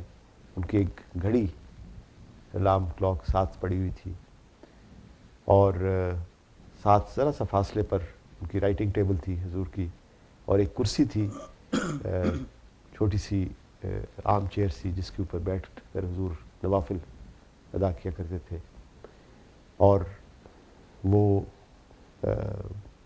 جائے نماز تھا اس کرسی کے سائڈ پر پڑا ہوا, جس پر ابھی وہ نماز پڑھ کر ہٹے تھے اسے. اور اس رائٹنگ ٹیبل پر چند ایک کتب حضرت مسیح موعود علیہ السلام کی پڑی ہوئی تھی اسے. ساتھ حضور کا غسل خانہ تھا, تو اس میں جہاں ایک سائڈ پر ٹب اور کئی ایسی چیزیں لگائی ہوئی تھیں جو کہ چونکہ حضور کو ذرا سی کئی دفعہ دقت اٹھنے بیٹھنے میں نہ ہو, تو وہ سپورٹس سی موجود تھی وہاں, جو کہ پچھلی بیماری میں غسل خانے میں فٹ کی ہوئی تھی. اور بائیں طرف ایک کرسی پڑی ہوئی تھی, اور ساتھ نلکا تھا نیچے بیسن کے علاوہ, جہاں حضور وضو کا ایک حصہ بیسن میں کیا کرتے تھے اور پھر کرسی پر بیٹھ کر پاؤں دھویا کرتے تھے تاکہ وضو کا وہ پورا مکمل کیا جائے. اور دیکھ کر یہی اندازہ ہوتا تھا کہ وہ آخر وقت تک جب وہ اس جہاز سے رخصت ہوئے تو انہوں نے سنت پر اسی طرح عمل کیا ہوا تھا, یعنی داہنے سائڈ پر لیٹے ہوئے. اور صبح جب فجر کی نماز باوجود اتنی بیماری کے, جو کہ پہلے بھی رہی اور اب بھی کچھ اس کا اثر ضرور باقی تھا, وضو بھی مکمل اس رنگ میں کرنا کہ سنت کو آخری دم تک انہوں نے اس بات کو پورا کیا سے. ڈاکٹر صاحب, حضور کے گھر والوں کو یعنی بیٹیوں وغیرہ کو حضور کی وفات کی اطلاع کب اور کس وقت ہوئی سب بیٹیوں کو؟ حضور کی بیٹی بی بی فائزہ تو ابھی تھوڑی دیر پہلے ہو کر گئی تھی, لیکن ان کو اس بات کا علم نہیں تھا, وہ یہ سمجھیں کہ ابھی سوئے ہوئے ہیں. تو سب سے پہلے تو میاں لقمان نے جا کر ان کی بیٹی کو اطلاع دی, تو وہ تشریف لائیں اسے. اور لازمی بات ہے کہ یہ ایسا سانحہ اچانک ہوا تو ان کی آنکھیں بھر آئیں, اور سب سے پہلی بات انہوں نے یہ کی کہ ڈاکٹر صاحب کہ بھائی نوری مجھے یہ قرآن شریف میں سے سورہ یاسین نکال کر دیں, کیونکہ ان کی خود اس وقت ایسی کیفیت نہیں تھی کہ وہ سارا ڈھونڈ کر نکالتی, اور وہ بیٹھ کر سورہ یاسین پڑھنا شروع ہو گئی. اور چونکہ حضور کی صحت پچھلے دنوں میں غیر معمولی طور پر بہتر ہوئی تھی, سوائے یہ کہ کھانسی اور فلو کا اثر تھا, اور ایسٹر کی بچوں کو چھٹیاں وغیرہ بھی تھیں, تو باقی بچے اور داماد وہ لندن سے باہر گئے ہوئے تھے, تو ان کو بھی اطلاع دی گئی, اور کچھ ان میں سے دوپہر کو پہنچے اور کچھ جو ہے وہ شام تک پہنچ گئے تھے. ڈاکٹر صاحب آپ نے یہ فرمایا ہے کہ حضور نے بوقت وفات سفید کپڑے پہنے ہوئے تھے, جی, تو یہ بتائیے کہ اب وہ کن کے پاس ہیں؟ اس کا مجھے علم شاید نہیں ہوگا, لیکن ایک جو میں جس کا میرے دل پر خاص طور پر اثر ہے کہ جمعے والے دن حضور نے اپنے داڑھی کا خط وغیرہ بنوایا جو میاں لقمان کیا کرتے تھے ایسے, اور اس کے کچھ بال جو ہے وہ تراشے گئے اور اس کو رکھے, اور انہوں نے اس بات کا میاں لقمان سے ذکر کیا کیونکہ ڈاکٹر نوری مجھ سے بڑا تعلق رکھتے ہیں, یہ ان کو دے دیجیے گا. تو وہ ایک ایسی چیز جو کہ ان کے جسم کا ایک حصہ تھی, اور شاید وہ ایسا تبرک جو رہتی میرے خیال میں میری زندگی میں رہتی تک میرے لیے ایک بہت قیمتی خزانہ ہے جو رہے گا, اور ان کی محبت اور شفقت کا نشان ہے جو کہ انسان بھول نہیں سکتا ہے. اس میں ایک سوال میں آپ سے پوچھنا چاہ رہا تھا کہ حضور نے سفید کپڑے شلوار قمیض پہنی ہوئی تھی یا پاجامہ؟ جی یہ قمیض تھی اور اس کے بعد شلوار. جی یہ بتائیے کہ وفات کے بعد جسد اطہر جو ہے وہ اسی کمرے میں رکھا گیا؟ جی وفات کے بعد اسی کمرے میں رکھا گیا, اور برف وغیرہ کا انتظام کیا گیا, ایئر کنڈیشنرز وغیرہ جو تھے وہ چلائے گئے, اور تاکہ ٹیمپریچر جتنا کم سے کم کیا جا سکے اسے, اور مستقل ہدایات جو ہیں وہ مرکز سے ناظر صاحب اعلیٰ سے دی جا رہی تھی, جو کہ امیر صاحب UK اور پرائیویٹ سیکٹری وہاں سے وقتاً فوقتاً لے رہے تھے. حضور انور کو جو غسل دینے کی ہدایات ہیں یہ کب موصول ہوئی ہیں اور کس نے دی ہیں؟ اس میں اصل میں دو اس میں سٹیپس تھے. پہلا تو یہ تھا کہ چونکہ ہدایات یہ موصول ہوئیں کہ مجلس انتخاب خلافت کے ممبران نے پہنچنا ہے وہاں, اور کچھ وقت چاہیے ہوگا انتخاب خلافت کے لیے, اس سلسلے میں یہ ضروری تھا کہ جو حضور کی باڈی تھی وہ کتنے دن میکسیمم رکھی جا سکتی ہے, اور اس سلسلے میں مشورہ کیا گیا, اور یہ فیصلہ ہوا کہ حضور کی باڈی کی ایمبامنگ کرائی جائے. اور اس کے بارے میں میری بات ناظر صاحب اعلیٰ سے ہوئی, وہ اپنے سفر پر روانہ ہو چکے تھے, تو انہوں نے وہ سارے سٹیپس پوچھے کہ ایمبامنگ پروسیس میں کیا کیا کیا جاتا ہے ایسے. تو انہوں نے پھر یہ ہدایت جاری کی کہ ہاں ایمبامنگ کرائی جائے, لیکن وہ سٹیپس جو کہ جسم کے تقدس کے خلاف ہوں وہ سٹیپس اس میں نکال دیے جائیں اسے. اور ایمبامنگ کا پروسیس یہ بھی ہدایت تھی امیر صاحب UK کو, وہ ڈاکٹر نوری کی موجودگی میں دیے جائے. تو رات کے قریباً 9 بجے قریب ایمبامر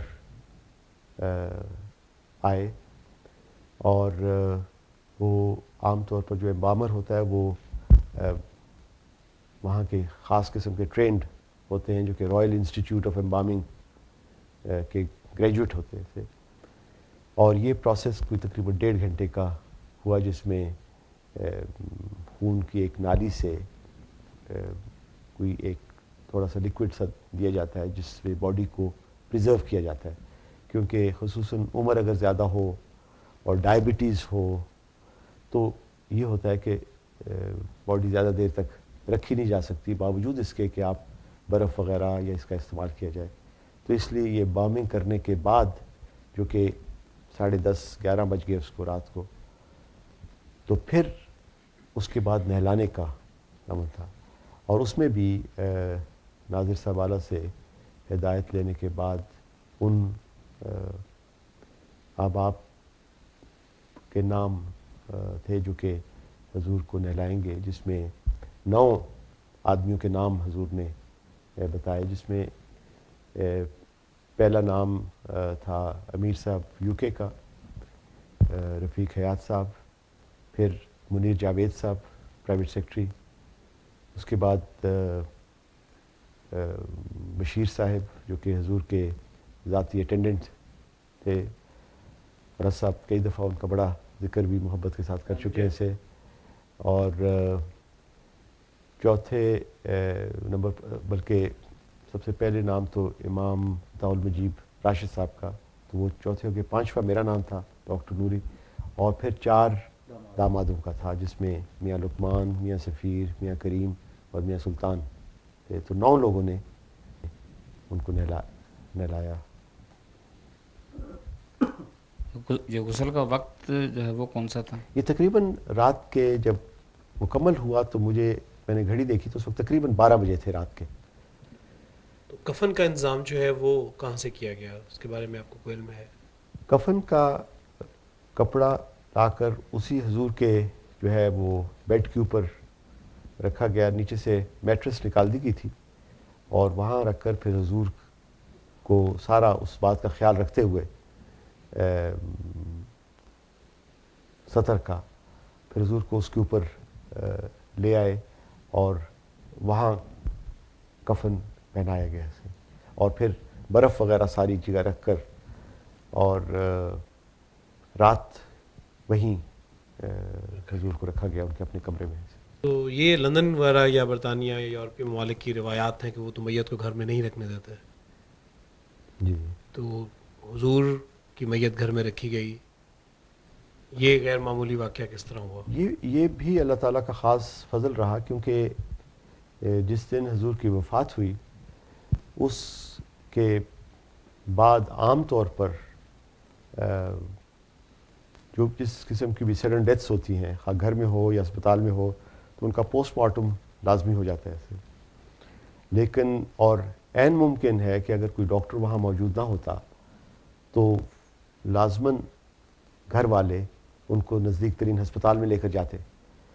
اور چونکہ وہ ہفتے کا دن تھا اور ایسٹر کی چھٹیاں تھیں، اس لیے ہسپتال میں اگر چلے جاتے تو پھر ہسپتال والے ان کے جسم کو منگل سے پہلے، کیونکہ ایسٹر کی چھٹیاں سوموار تک تھیں، تو منگل سے پہلے وہ وہاں سے پوسٹ مارٹم کرنے کے بعد پھر ریلیز کرتے. لیکن چونکہ ڈاکٹر کی موجودگی کی وجہ سے اور پھر ہمارے ڈاکٹر مجیب الحق صاحب بعد میں آ گئے تو ان کے ایما پر انہوں نے ڈیتھ سرٹیفکیٹ جاری کر دیا اسے. اور وہ بھی اللہ تعالیٰ کا خاص فضل تھا کہ وہ 12 بجے سے پہلے یہ ہو گیا، اور اس سے پھر آگے جو تدفین کے باقی انتظامات تھے ان میں آسانیاں قدراً آسانی پیدا ہوئی ہے. غسل کے بعد تو حضور کے جسد اطہر کو آپ کے کمرے میں ہی رکھا گیا ہے جی دیدار سے پہلے جی تو تابوت میں ڈالنے کا جو مرحلہ ہے جی اور یہ تابوت جو خریدا گیا ہے جی اس کے بارے میں کچھ بتائیں گے؟ کہاں سے خریدا گیا ہے اور کس نے خریدا اور کب رکھا گیا اس میں؟ جی اس کے بعد امیر صاحب یو کے نے یہ انتظام کیا کہ 2 تابوت خریدے گئے اسے. ایک تابوت وہ تھا جو کہ پہلے اس میں حضور کا جسد اطہر رکھا گیا اور اس کے اوپر ایک شیشہ ان کے چہرے کی طرف تھا، اور حضور کو پہلے اس تابوت میں رکھا گیا اور پھر اس تابوت کو ایک خاص انتظام کے تحت نیچے محمود ہال لے جایا گیا اسے. اور دوسرا تابوت ایلومینیم کا رسٹ پروف جس میں حضور کو امانتاً دفن کرنا تھا وہ خریدا گیا، اور وہ ایسا تابوت تھا جس کو بعد میں سیل کیا جا سکتا تھا. تو شروع میں حضور کو اس ٹیمپری قسم کے تابوت میں رکھ کر اور اوپر سے چہرے پر شیشہ جہاں موجود تھا اس میں رکھ کر اور نیچے محمود ہال میں رکھا گیا. اور یہاں مرکز سے ہدایت لینے کے بعد یہ اجازت لی گئی کہ چونکہ دوستوں کا احباب کا اصرار تھا کہ حضور کا چہرہ مبارک دیکھا جائے، تو وہ دیکھنے کا مرحلہ صبح سے ہی شروع ہو گیا اور کئی کلومیٹر دور تک لائنیں لگ گئی تھیں جس کا MTA نے دکھلایا بھی تھا. میں دیدار کے بارے میں چند ایک ان باتوں کا چند ایک کا ذکر کر دوں. کئی دوستوں نے دیکھی ہوں گی، کئیوں نے اس پر شاید اتنا غور نہ کیا، لیکن ایک جب دیدار کے لیے رکھا گیا تو ایک دوست جو کہ کرچز پر بیساکھیوں پر آ رہے تھے اور ان کی آنکھوں سے آنسو رواں تھے، اور ہدایت یہ تھی کہ زیادہ دیر لوگ ادھر کافن باکس کے نزدیک زیادہ دیر لوگ انتظار نہ کریں اور گزرتے جائیں تاکہ زیادہ لوگوں کو موقع ملے کہ وہ دیکھ سکیں. تو یہ دوست روتے ہوئے جب وہاں قریب پہنچے تو ان سے برداشت نہ ہوا اور وہیں وہ نیچے ڈھیر ہو گئے اور خدام نے سہارا دے کر ان کو آگے کی طرف لے کر گئے. ایک اور دوست جب وہاں سے گزر رہے تھے تو ان کا ایک چھوٹا سا بچہ ان کی گود میں تھا جس کی عمر غالباً 3 یا 4 سال سے زیادہ نہیں ہوگی اس سے. اور یہ جب حضور کے ادھر نزدیک پہنچے تو والد صاحب نے جب حضرت صاحب کو دیکھا تو ایک دم رونا شروع ہو گئے. ابھی بچے نے اپنے والد کو نہیں دیکھا لیکن اس نے ایک دم اپنے والد کی قمیض کو کھینچنا شروع کیا اور اپنی تتلی زبان میں بولتے وہ حضور وہ حضور. اور پھر اپنے والد صاحب کو جب اس نے دیکھا کہ روتے ہوئے تو وہ خود بھی رونا شروع ہو گیا. ایک دوست اسی طرح وہاں سے گزر رہے تھے اور جو ہی وہ محمود ہال کے انٹرنس میں داخل ہوئے, میرا غالب امکان یہ تھا کہ شاید وہ پرانے فوجی ہوں گے, اور وہاں سے ہی انہوں نے ایک سلوٹ کرنا شروع کیا اور وہ سارا راستہ وہ سلوٹ کرتے ہوئے وہاں سے گزرے. ایک اور دوست جو کہ غم سے بے انتہا نڈھال تھے اور وہ جب نزدیک پہنچے تو اپنی رفتار انہوں نے آہستہ کی اور اونچا اونچا بولنا شروع ہوئے کہ حضور میرے سارے اہل خانہ, میرے بیوی, میرے بچے اور ان کے نام لے کر آپ کو سلام کہتے. ایک اور دوست جو کہ غالباً جرمنی سے آئے ہوئے تھے, وہ جب آگے سے گزرے تو انہوں نے حضور کو دیکھا اور اونچا اونچا رو کر یہ کہنے لگے کہ حضور میرے بچوں کے لیے اور میرے لیے دعا کریں, اس خیال سے کہ حضور ابھی بھی زندہ ہے. تو ایک عجب منظر تھا جو کہ انسان بیان نہیں کر سکتا. ایک بچہ جس کا آپ نے اکثر ان کو دیکھا بھی ہوگا سوال و جواب کی محفل میں بھی اور جمعے میں بھی, جو کہ ویل چیئر پر ہوتے تھے اور عموماً پیچھے کی طرف, اور یہ عجب خلیفہ کی شان ہے ایسے کہ جب بھی وہ حضرت صاحب نماز پڑھا کے یا خطبہ دے کر جب واپس گزرتے تھے تو دور سے وہ اس بچے کو ضرور ہاتھ اٹھا کر سلام کرتے تھے اور بچے سے پوچھتے تھے کہ کیا حال ہے, تو وہ بچہ جواب دیتا تھا میرے پیارے حضور میں ٹھیک ہوں.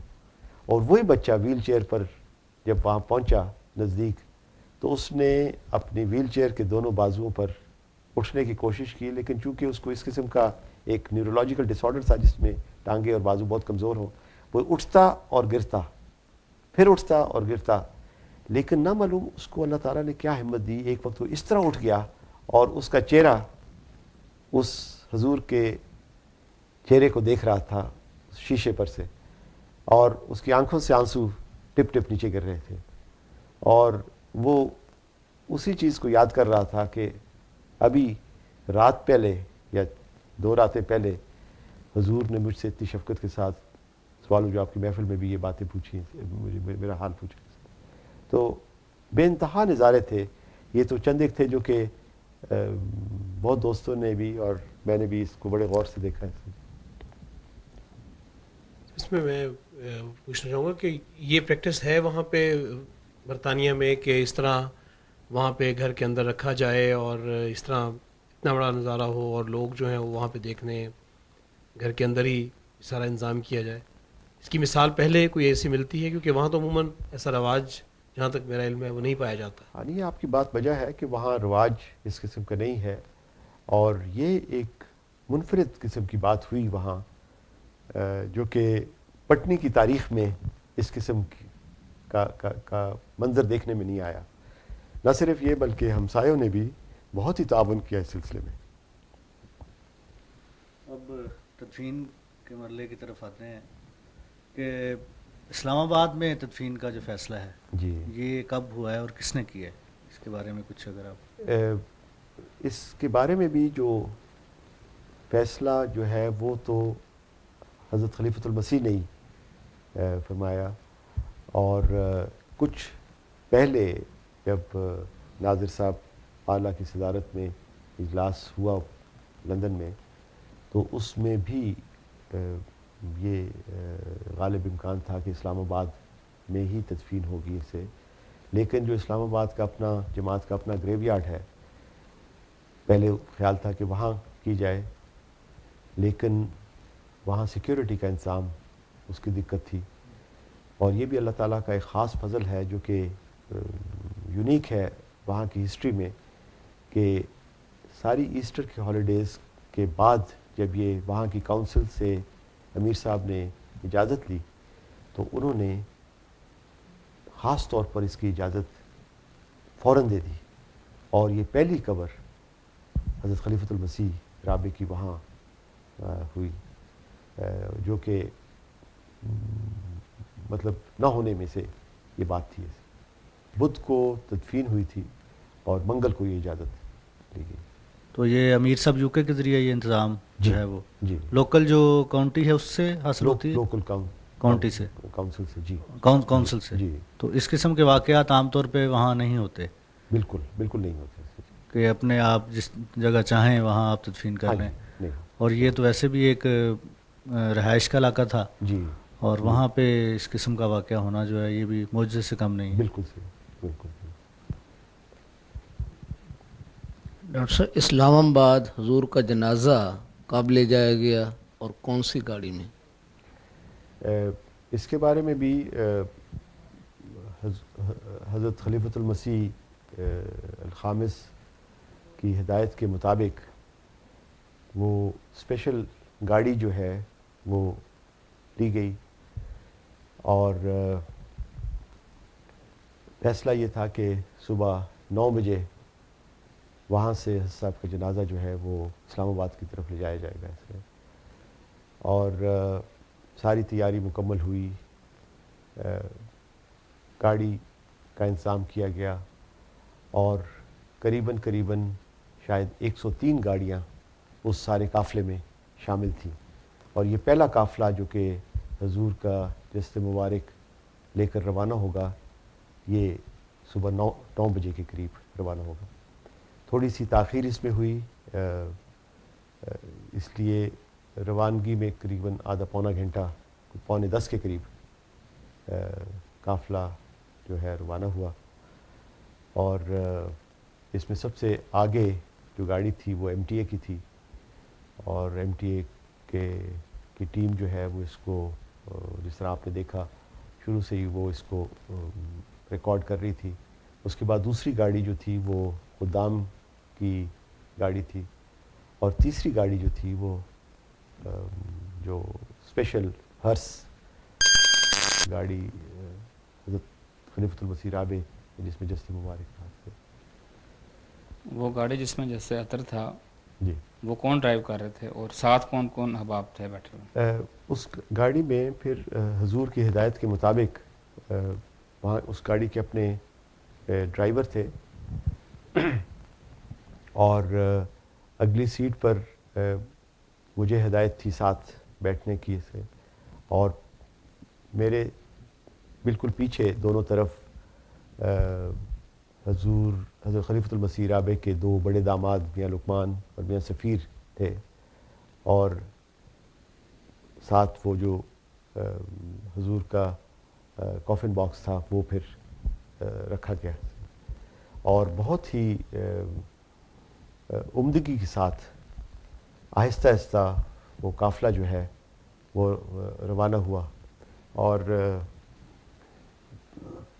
دیکھنے میں یہی نظر آتا تھا کہ ایک کوئی بہت ہی عظیم شخصیت جو ہے وہ اپنے آخری سفر پر اس جگہ سے روانہ ہو رہی ہے اسے. اور جہاں وہ گاڑی کھڑی تھی جس کو ہرس کے نام سے کہا جاتا ہے، کالے رنگ کی گاڑی، اس گاڑی کے بالکل دہنے طرف محمود ہال پر وہ کنندہ وہ بھی تھا جس میں حضرت خلیفۃ المسیح ثالث کا نام لکھا ہوا تھا کہ جب انہوں نے اس کا سنگ بنیاد محمود ہال کا رکھا. اور گاڑی بڑی آہستہ آہستہ جب ٹرن کرتی ہوئی مین گیٹ سے باہر نکلی گریسن ہال روڈ پر، تو جو ہی گاڑی ٹرن کر کے تو پھر وہ دوسرا بورڈ دکھائی دیا جس پر فضل ماسک لنڈن کا لکھا ہوا، جو حضرت خلیفۃ المسیح ثانی رضی اللہ تعالیٰ عنہ نے جب سنگ بنیاد اس کا رکھا تھا. اور بہت ہی آہستہ آہستہ یہ قافلہ جو ہے وہ روانہ ہوا. اور جہاں بھی روڈ بمپس، جو کہ وہ ریزیڈینشیل ایریا ہے تو جگہ جگہ روڈ بمپس ہے، تو وہاں یہ جو گاڑی تھی وہ بہت ہی آہستہ ہو جاتی تھی، اس خیال کے تحت، کیونکہ یہ بھی خاص طور پر دیکھا گیا کہ کسی وجہ سے بھی گاڑی کو کہ وہ حضور کے جسد اطہر کو کوئی جھٹکا سا بھی نہ لگے. اور دونوں طرف گریسن ہال روڈ کے جب یہ آہستہ آہستہ قافلہ روانہ ہو رہا تھا، اور ساری جو 103 گاڑیوں کا جو قافلہ تھا، ان سبوں کی سپیڈ جو تھی وہ یہ گاڑی ڈٹرمن کر رہی تھی. اس میں اگر جب آہستہ ہوتی تھی تو سارا قافلہ آہستہ ہوتا تھا، ہاں آگے گاڑیاں ہوں یا پیچھے ہوں، 2 گاڑیاں جو آگے تھی. اور جب ذرا تیزی پکڑتی تھی تو باقی قافلہ بھی تیزی پکڑتا تھا. اور جب نکلا تو سارے گھروں کے، تقریباً بے انتہا گھروں کے جو لوگ تھے، جس میں سے کافی انگریز خواتین اور بوڑھے لوگ بھی، وہ گھروں سے باہر نکل آئے. سورج نکلا ہوا تھا، اور لندن کے لیے یہ عجب سا موسم بھی ہوتا ہے کیونکہ سورج وہاں کم ہی نکلتا ہے ایسے. اور اس طریقے سے لگتا تھا کہ ایک بادشاہ جو ہے اس کا قافلہ یہاں سے روانہ ہو رہا ہے.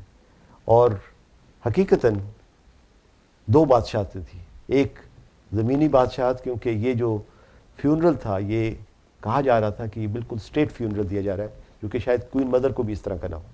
اور ایک آسمانی بادشاہت، ہیونلی آنر بھی دیا جا رہا تھا، اللہ تعالیٰ کے خاص اس میں نشان نظر آ رہا تھا.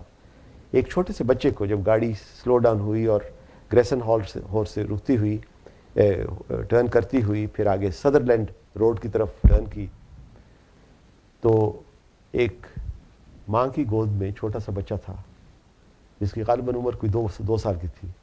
اس بچے کے ایک ہاتھ میں فیڈنگ باٹل تھی جو اس نے اپنے منہ سے لگائی ہوئی تھی. اور یہ قافلے کو اور حضور کی گاڑی جب گزری تو وہ چھوٹا سا بچہ سلوٹ کر رہا تھا.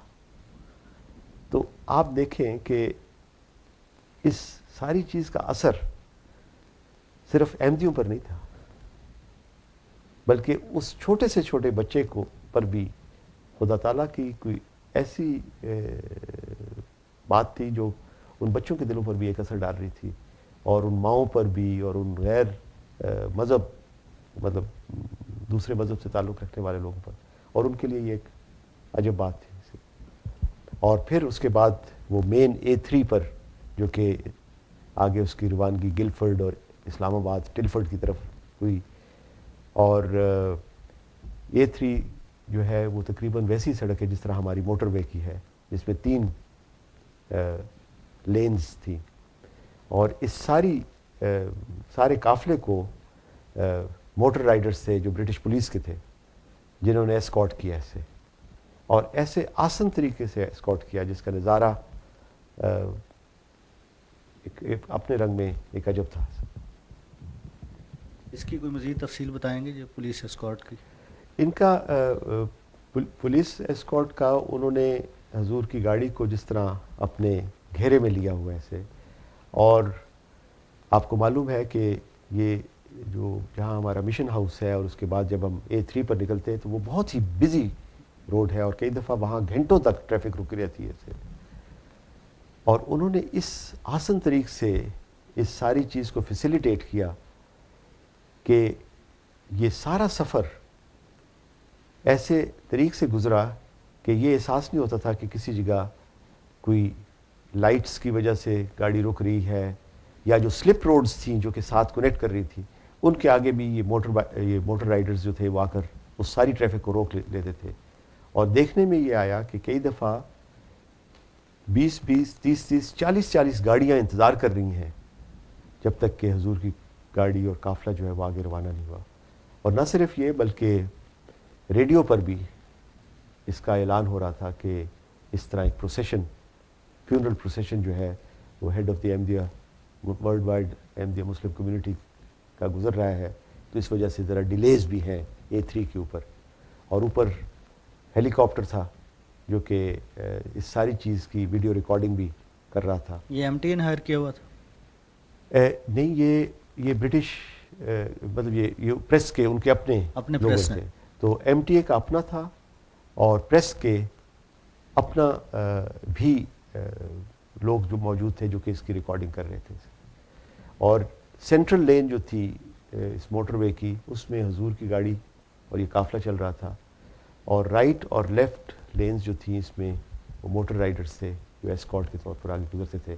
ایک آدھ گاڑی جو آگے آئی تو اس میں بھی موٹر رائڈرز نے پولائٹلی اشارہ کرتے ہوئے ان کو ایک سائڈ پر لے گئے تاکہ یہ راستے میں کسی رنگ میں رکاوٹ نہ پیدا ہوئی. یہ پولیس اسکواڈ جو تھا اس کے لیے درخواست کرنی پڑتی ہے یا ویسے ہی انہوں نے گورنمنٹ نے؟ اس کے لیے امیر صاحب UK نے ذکر جب کیا تو اس کے لیے ان کے رسپانس میں وہ لوکل جو ایڈمنسٹریشن ہے انہوں نے یہ خاص طور پر اعزاز بخشا.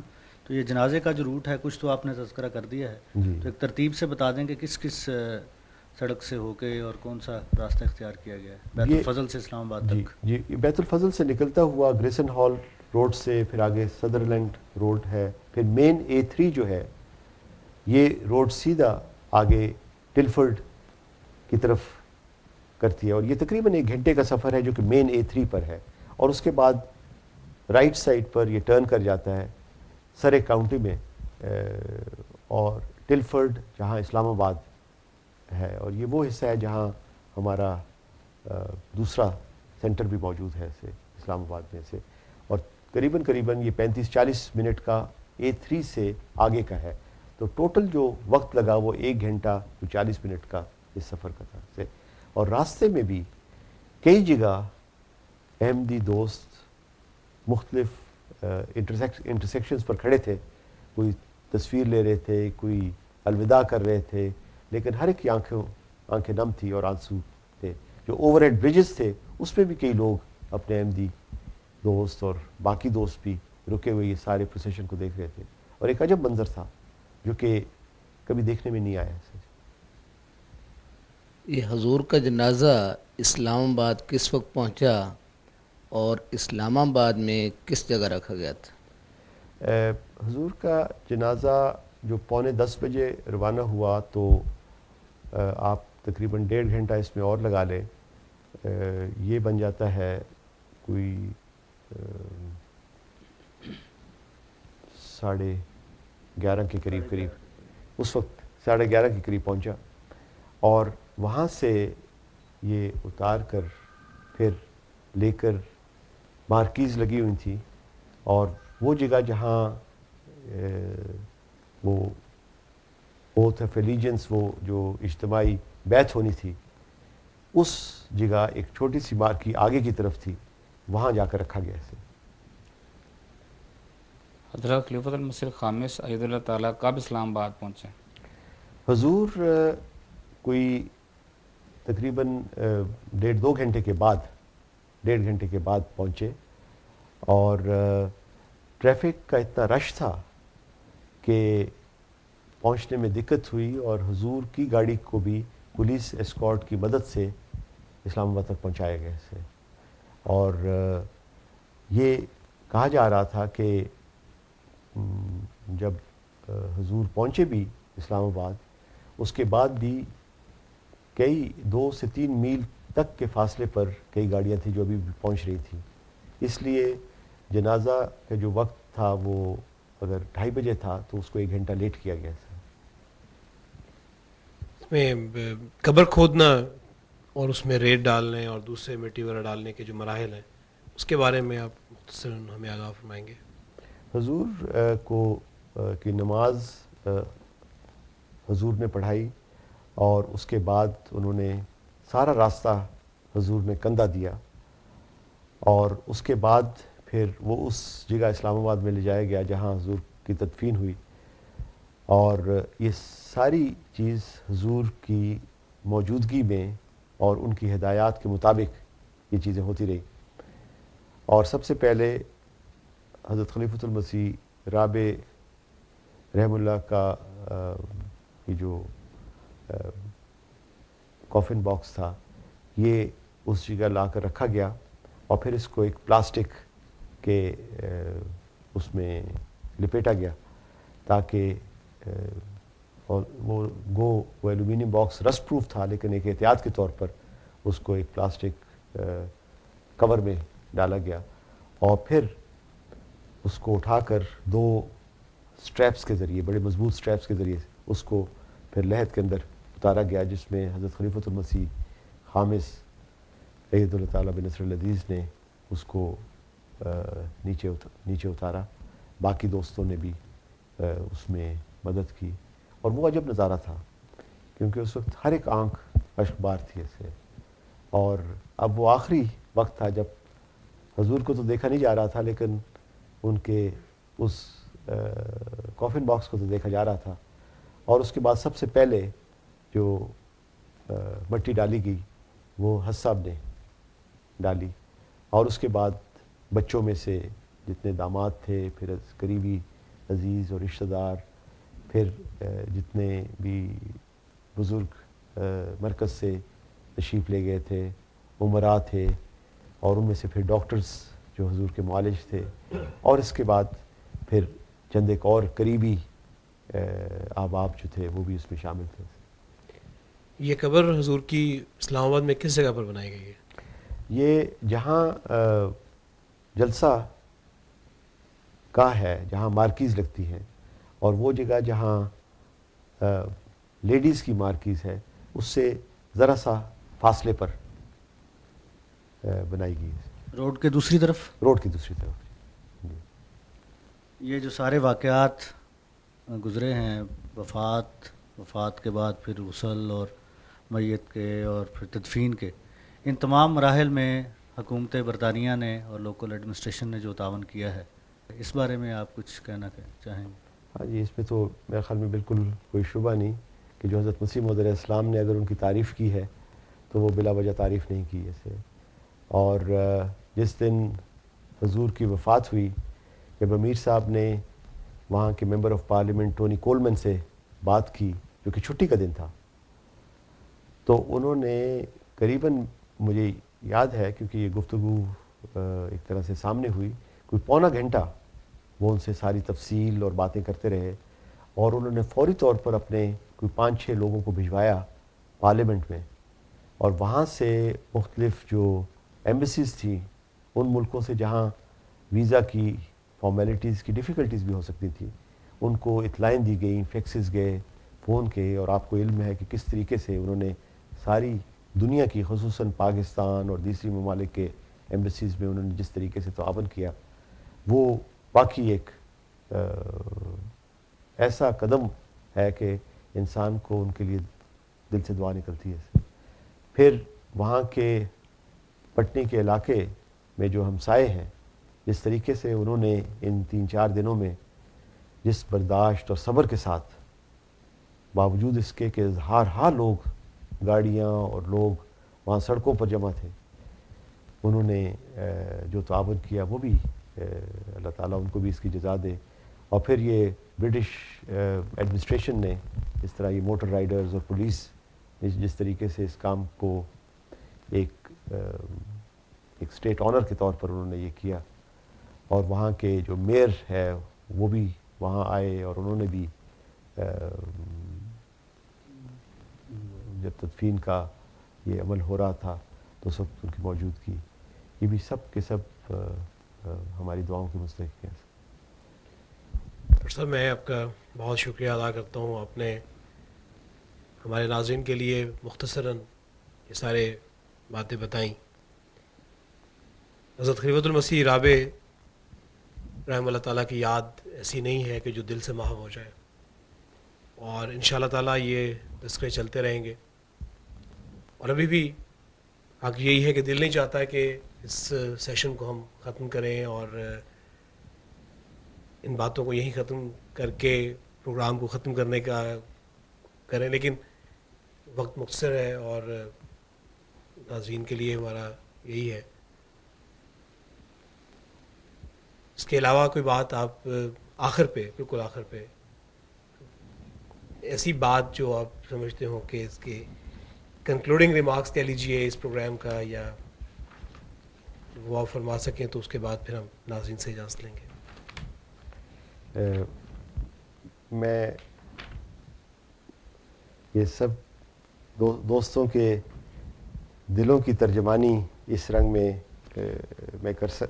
میں کوشش کچھ حد تک کروں گا کہ اس بات کا ذکر کروں جو میں نے اپنی ڈائری میں اس دن کا ذکر کیا.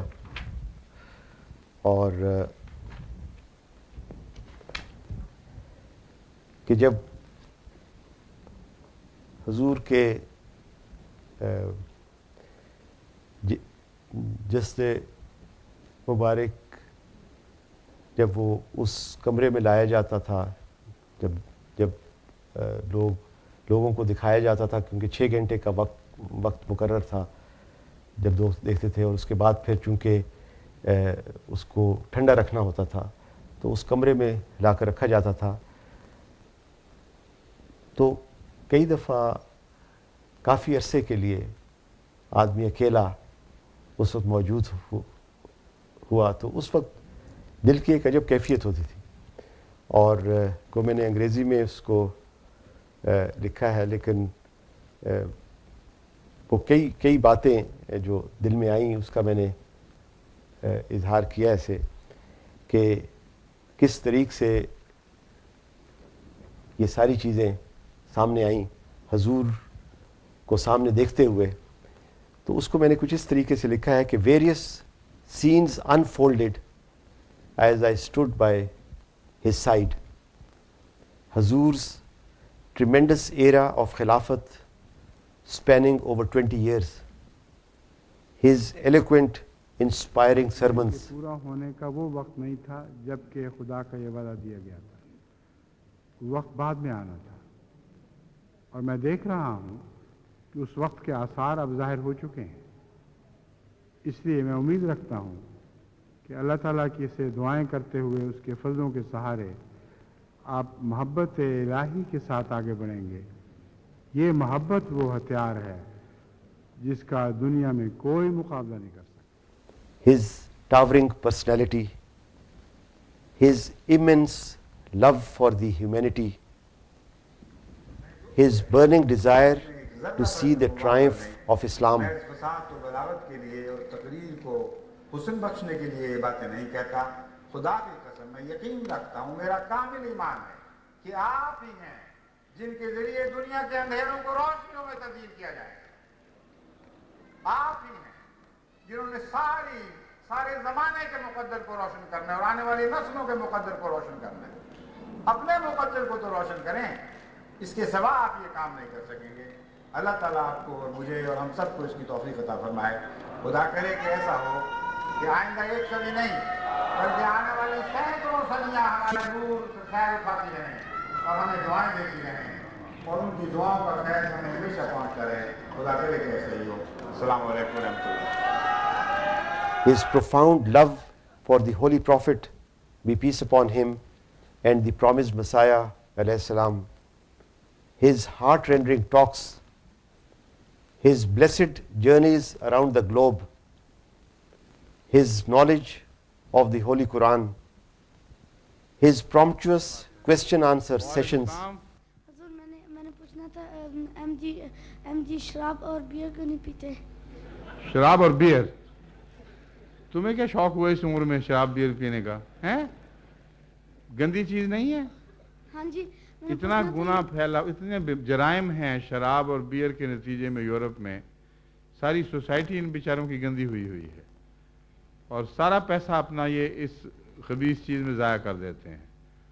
ہوش گوا بیٹھتے ہیں، قتل و غارت شروع کرتے ہیں، لڑائی دنگا فساد، گھر اجڑتے ہیں، واپس آتے ہیں شرابی تو بیویوں کو مارتے ہیں خام خواہ، اور یہ اسلام پر اعتراض کرتے ہیں کہ عورت کی عزت کوئی نہیں.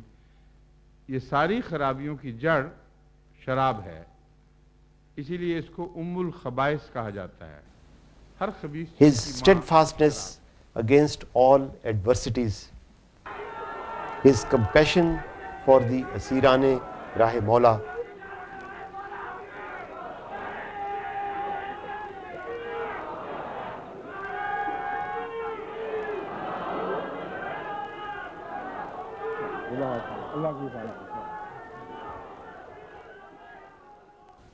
his majestically leading prayers in the mosque, his love for his children,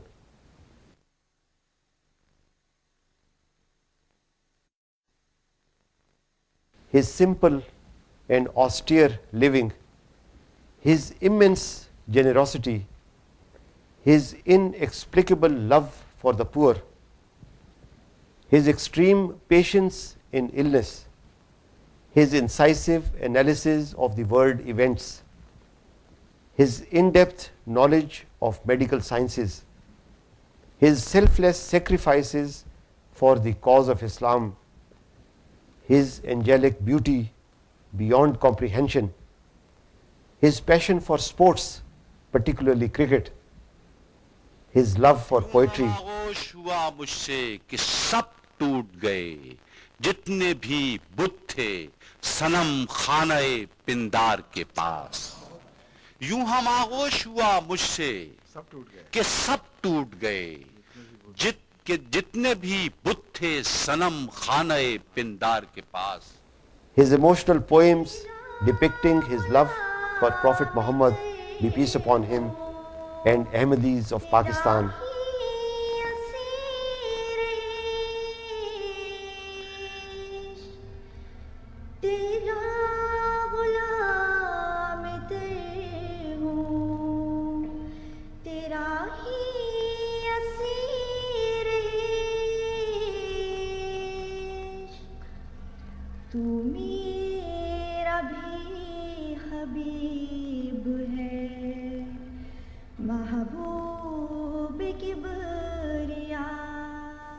his strong desire to return to his homeland and patience beyond human endurance, his extreme concern for the entire humanity and even animals. All in all, truly a great man, unparalleled in his greatness in this age. And above all, he loved me and he loved us all. May Allah bestow his blessings on him and give him place in the company of his master, the holiest of the holy, Muhammad, be peace upon him. Amen. محترم doctor نوری صاحب کہ انہی جذبات میں ہم اپنے اس programme کو ختم کرتے ہیں. خدا حافظ.